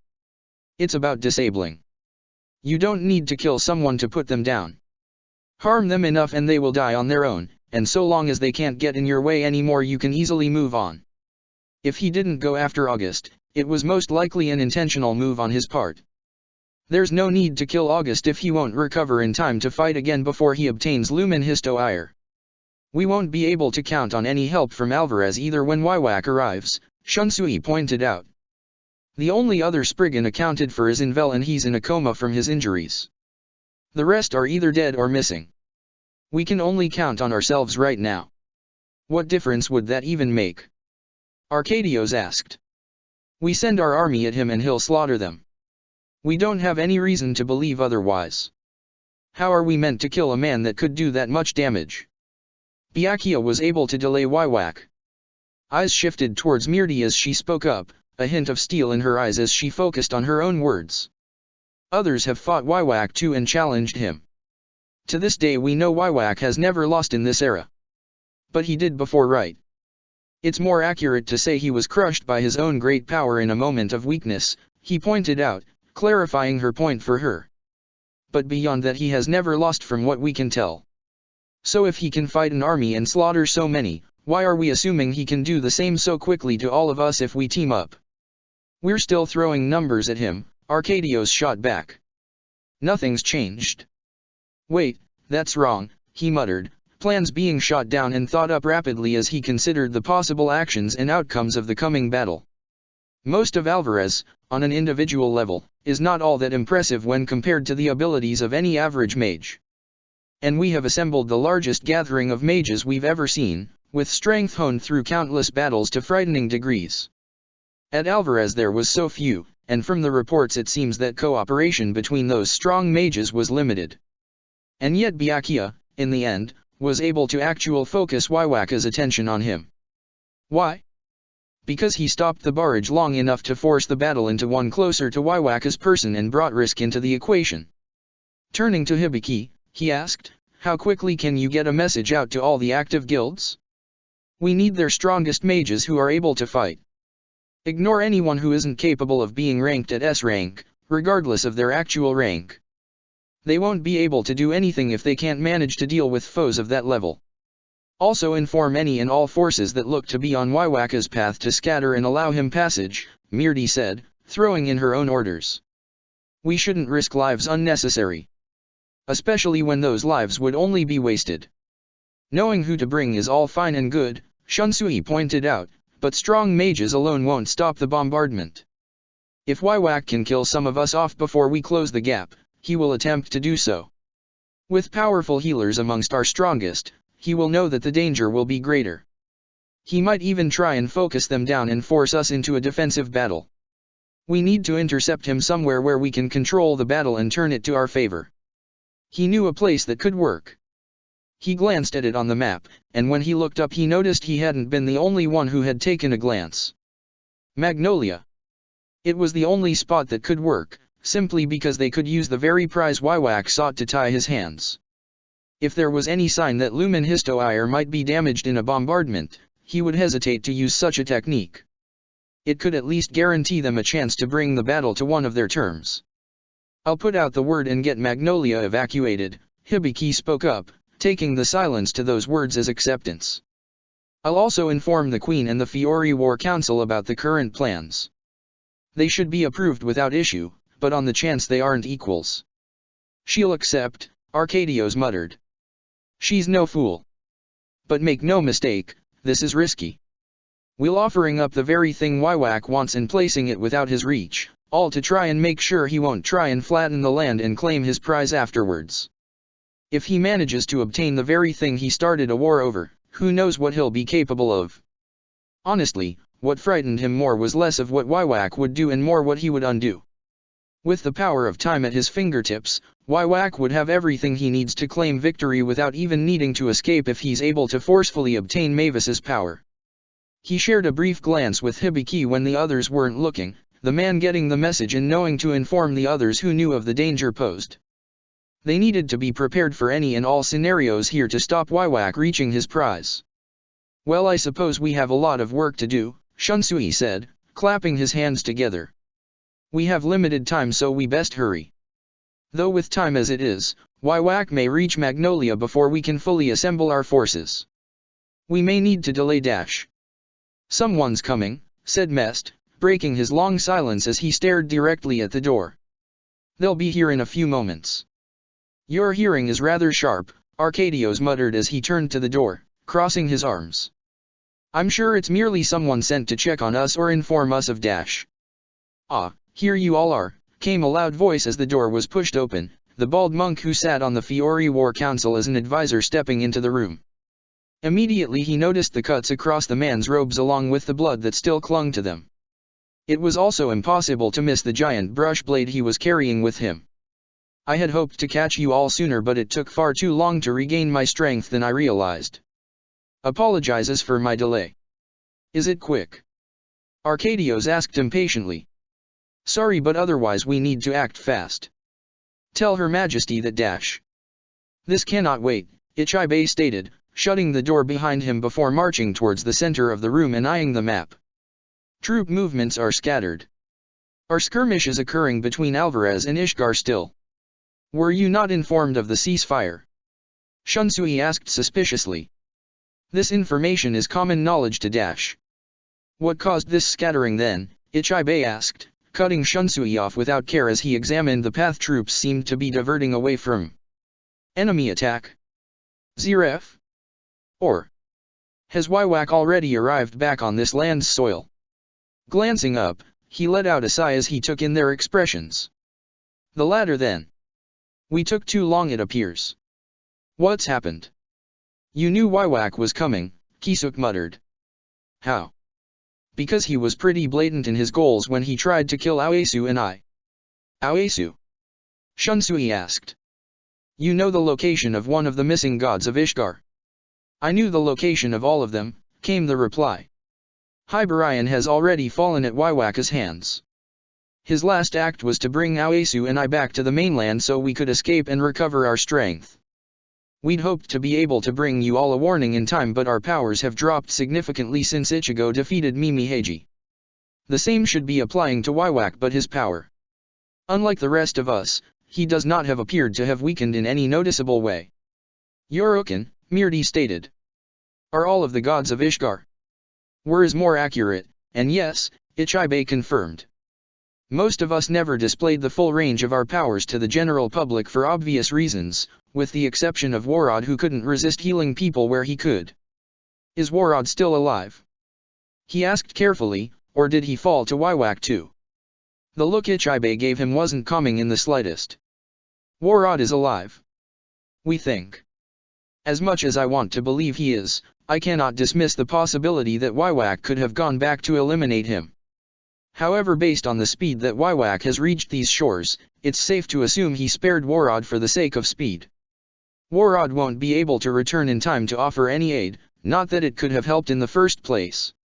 We already missed our original window to try and destroy Wywak. Doing it now is going to be difficult. We have a plan, Arcadios stated. Based on our knowledge dash. Scrap it, keep what matters, and then assume he knows everything you do. Because he will, declared Ichibe. No matter what plan you make, it won't matter. Wywak has already seen it 100 times over. No, all that you can do is try to react to his actions and hope he hasn't already seen them too, or counter with something that won't matter if he's seen it occur. You say that like he knows what's coming, Mirdi muttered. Like he can. Oh. He's like Altair. Altair? Arcadios asked. Wasn't she one of the traitors of the previous Magic Council? From the Jelal incident. Mirdi slowly nodded. She was part of Grimoire Heart. I was too when I was younger. Byakuya took me in after. Anyway, Altair managed to master a mage that allowed her to control time to a limited degree.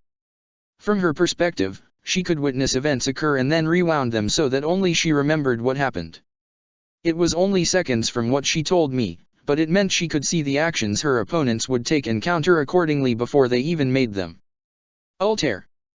I remember hearing her name once, Ichibe muttered. A long time ago, in fact. She died, didn't she? Yes. I see. I'm sorry for making you drag up painful memories. But your view on this is correct. Waiwaka's power though is not the ability to rewind time but to see it. To see the paths it will take and the paths it can take. He can observe countless possible futures, this he confirmed to us previously, and based on my brief experience fighting him it also appears that he can rapidly analyze them and take the actions he needs to in order to bring about the desired future. How many futures are we talking? He asked, gears turning in his head as he remembered what occurred when Waiwak arrived back at Fiori. Hundreds, thousands dash. We don't know, Ichibe simply stated. But enough to be able to determine the greatest chance of success based on our own seen actions. Then that's how he did it, he stated. That's how he made it through the waiting army. He already knew the moves they were going to make. We don't yet know if this is the extent of Waiwaka's power or not, pointed out Ichibe. What we do know at least is that he is still seeing possibilities. That's why we tried to get back as quickly as we could. Alone, not one of us can stand against such a power. But with enough individuals with the strength to challenge or harm him in any way appear, the chance of victory rises. And for that end, Aoyasu plans to buy us as much time as he can. Turning to Hibiki, Ichibe added, please link up with him and remain in contact for as long as possible. Any information Aoyasu manages to obtain, he will pass on to you. Hold on a second, Arcadios said hastily. Didn't you already say that you and Aoyasu ran from this guy? And now he's going to try and buy time alone? Why not have him pull back and regroup with the rest of us? There's no guarantee Waiwak will allow you the time to prepare. If he has seen it happen, he could easily arrive earlier if he pushed himself. That's why Aoyasu has already taken up a position near Magnolia Town to intercept Waiwak. It's true that we ran before but it'll be different for Aoyasu this time. He's not the greatest warrior. But blacksmith? There's no finer, and this time he won't be limited to the blade on his back. Protector of the fairies. I know you've been struggling to get a hold of me, you've said it 5 times already, Ishine grumbled, his annoyance with the voice speaking to him reaching its peak. It wasn't like he didn't understand Hibiki's concerns, he truly did, but repeating them over and over, stressing points until his mind wanted to go blank, didn't help anyone. Look, you said we probably have about a day more, right? We'll be back as soon as we can, so worry about us later, alright? Back soon? Just where on earth are you? And who is we? It doesn't matter, he replied simply, his eyes glancing over the ruined structure that was Waiwaka's old base of operations. Look, we'll be there alright. There's just some business to take care of first. So bye. Wait, this conversation isn't dash. Bye dash. He stopped the moment he felt the connection break, letting out a sigh of relief. That was easier than he had thought it would be to get Hibiki to leave him alone. Or maybe he was just that annoying and the man, satisfying that his message had been passed on, had simply had enough. He didn't think he was that annoying himself, but Karen always seemed to think otherwise. Had that not just teenage rebellion? Oh well, whatever, he muttered to himself as he turned back towards one of the 2 Quincy with him. Hey Ryukin, Waiwaka's going to be hitting Magnolia about a day from now based on current estimates. Can you hurry this up? Bring me more corpses and the answer might be yes. If you can't, just be quiet and wait. You need more? We were lucky to find the few we did considering how many Quincy had been illusions made by the one you fought. Then shut up and be quiet, Ryukin stated, using one of the tools he had brought with him to carefully open up one of the bodies in front of him as he began to remove the bones. This work is hard enough when I'm following the normal process. Improvising in this hour is a makeshift process at best. What are you doing? Urayu asked impatiently, sitting restlessly on one of the stairs that lead up to Waiwaka's throne. You talked about taking precautionary measures for Waiwaka's return. And yet all you're doing is cutting open dead bodies.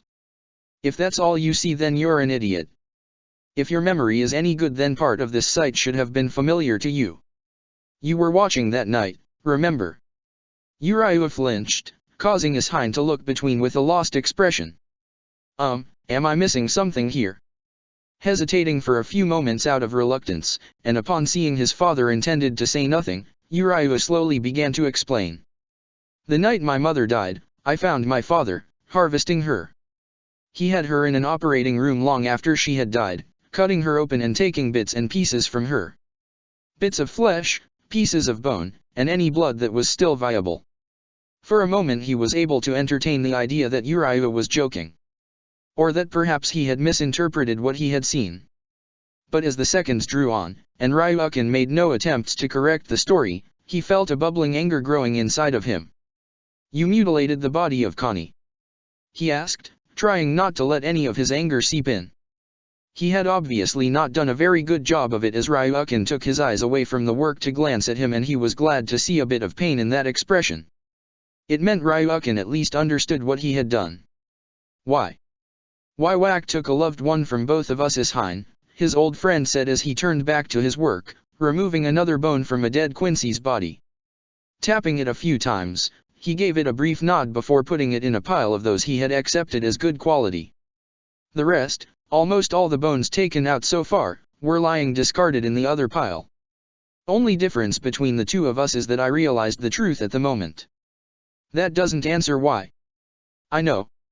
Ryukin let out a long sigh before stopping from his work for a moment, placing the tools he had done to one side as he turned back to face him and Uriah. "My father wanted me to inherit his power. I had talent for it. I could learn quickly. And so as long as he lived, he tried to pass on the knowledge had from his script to me. There was no need. If he passed on the power, I would learn it all immediately.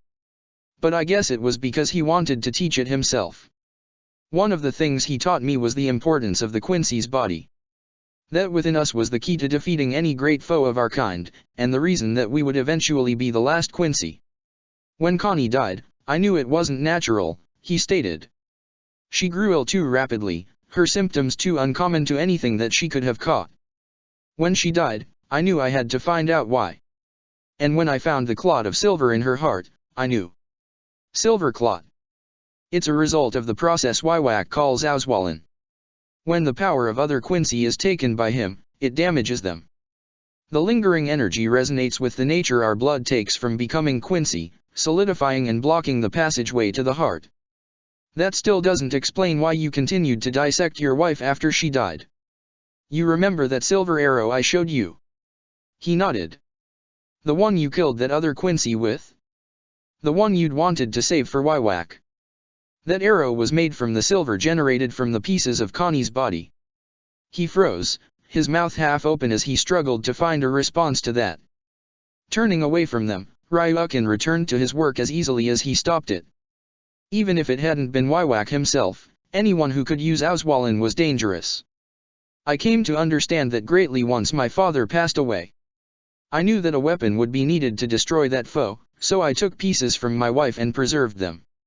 When I learned the final knowledge that my father wished to pass on to me, I was capable of harnessing the pieces I stored away to create a single arrow, meant for the heart of Wywak himself. If hit by that arrow, even he, with all his power, would die. But you used the arrow up, Uriah stated. You chose a different target. An unfortunate but necessary sacrifice, Ryukin admitted. My chance at Wywak was unlikely to arrive that day.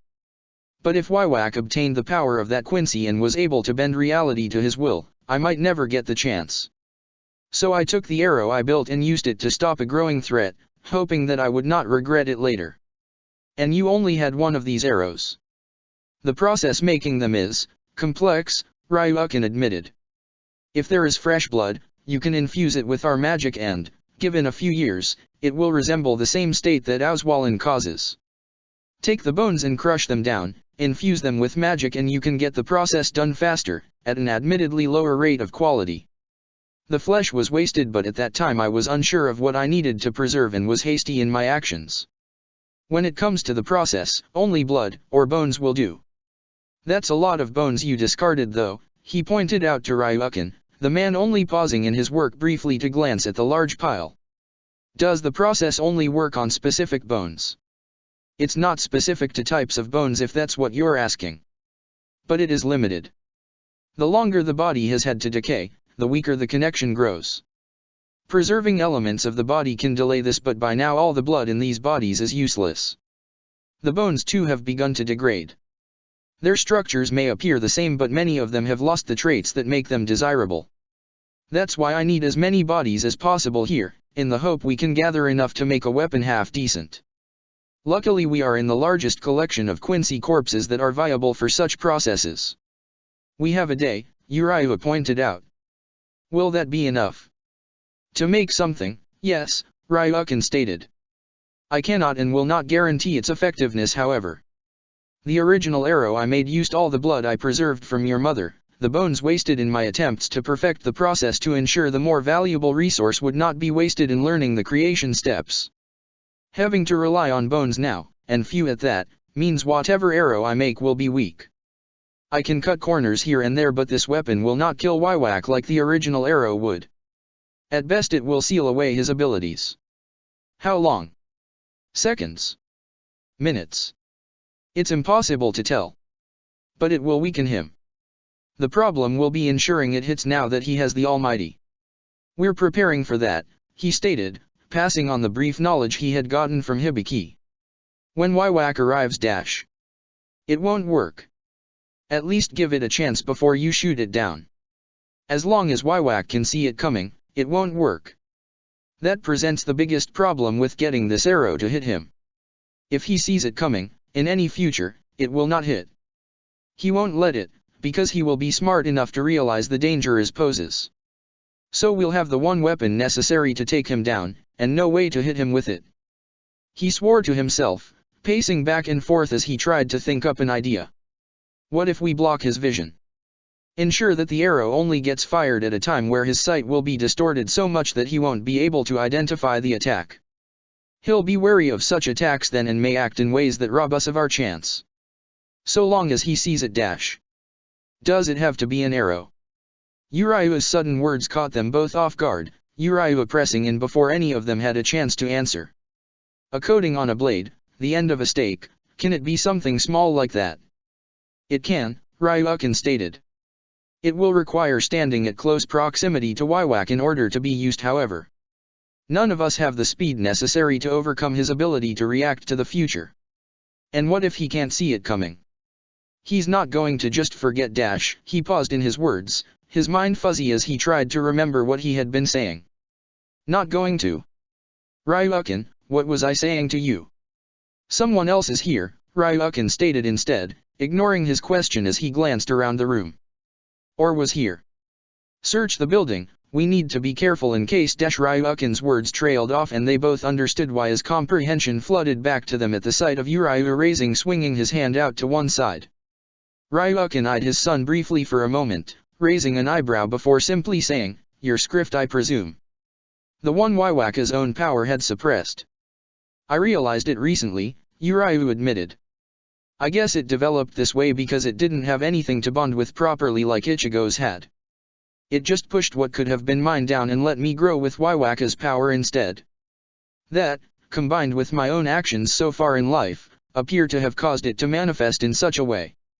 The unknown I call it, because from the tests I've conducted so far I appear to become unknown to all. Will that work? He hesitantly asked Uriah, trying not to look too hopeful. I know he sees the future but if it might also work on what he sees I don't know, Uriah said as he cut him off. I have to be careful of sudden movements in the first place and I don't know how the Almighty will react considering it has my own influences in it from the time as the All. But I'll have the best chance at reaching him with the weapon unseen. An arrow, especially one of low quality, could miss and ruin our one shot. I have to hit him with it directly. He sighed, listening to Uriah's words before glancing at Ryukin. It's your call, he offered the man. You're building the weapon, you make the shot on what you think is best. It's risky. There's a lot of uncertainty. But Ryukin sighed before nodding his head. I will create what I can. But choose your moment wisely, Uriah. You must be prepared to watch others fall around you and stay your blade. If he sees you, he may not let you out of his grasp. Don't worry, Uriah reassured them. I've had to play patiently in the past myself. I'm well experienced with waiting if it means a chance at victory. Protector of the fairies. You're pushing yourself. Ignoring the voice for a moment, she continued to practice her forms. Spinning her familiar doubled-sided weapon, she let herself all into the familiar rhythm of it. Each strike came faster than the last, her pace turning her into a whirlwind to the imaginary foes she envisioned. It wouldn't be as helpful with the coming fight, but she wanted to ensure she could still act as efficiently as possible, regardless of how many foes there would be. "Hello, anyone in there? I heard you, Jalal," she stated, continuing with her exercises as she imagined a single foe in front of her instead. With each strike aimed at the image, she imagined taking them apart, piece by piece, death from 1,000 cuts, since she couldn't imagine dealing a death blow to the enemy coming. But that would be fine with her. So long as she did her part and the end result was the same, she was fine with whatever methods they used in this fight. "Then answer me next time. Or better yet, stop and take a breather. Stop acting like you care. You think I haven't tried?" He shot back at her, his voice taking on an annoyed tone. "Those damn memories of Mistogan won't leave me alone if I do, so I'm stuck here making sure you don't work yourself into exhaustion. If you're worried about the fight, I'll be ready for it." She wouldn't miss it. It was her duty to see it through to completion currently. To finish the job that Ichigo, that he'd had to leave to them. Swinging harder than before, she almost growled as the image she was imagining became more and more like the being Mimi Heiji. Each strike she made did far more damage to the image than she was sure she would have done in reality, but right now she didn't quite care how true it was. She didn't let up even after a few minutes of the same activity, barely noticing Jalal leaving halfway through. It was only when she heard someone arriving shortly after and saw the brief bit of metal heading towards her did she spin round and parry the blow to one side. "Good, your reflexes seem as good as ever," Jalal said, spinning his spear around a few times before settling it in a ready position as he fell into a familiar stance. "Shall we test how long you can keep that up for? What are you doing? You didn't want to talk, which suits me fine. Therefore I'll deal with things this way. Watch out." He left little time for her to protest, closing the gap between them and swiping up with the tip of his spear towards her throat. She narrowly deflected it as she spun her weapon round, continuing the motion as she brought the weapon back down to tear against Jalal's body. He easily snaked his way out of the spinning blade's path, stabbing his spear towards it and driving the point straight through the gap and catching her weapon as the handle slammed against it. The shock of the blow almost caused her to lose her grip on her weapon, but she quickly regained control and pushed forward, dragging her weapon along the shaft of the spear and twisting the weapon so that the blades would stab into Jalal's sides. It didn't seem to even faze him. Instead he kicked off from the ground, practically flipping over her weapon as he released his grip on his spear with one hand and then grabbed the side her weapon passed over with the other. In one swift movement he pulled it free and swung as his feet dug into the ground once more, bringing it to a halt just as the tip of the spear reached her neck. "Not bad," he stated mockingly. "Want to go again?"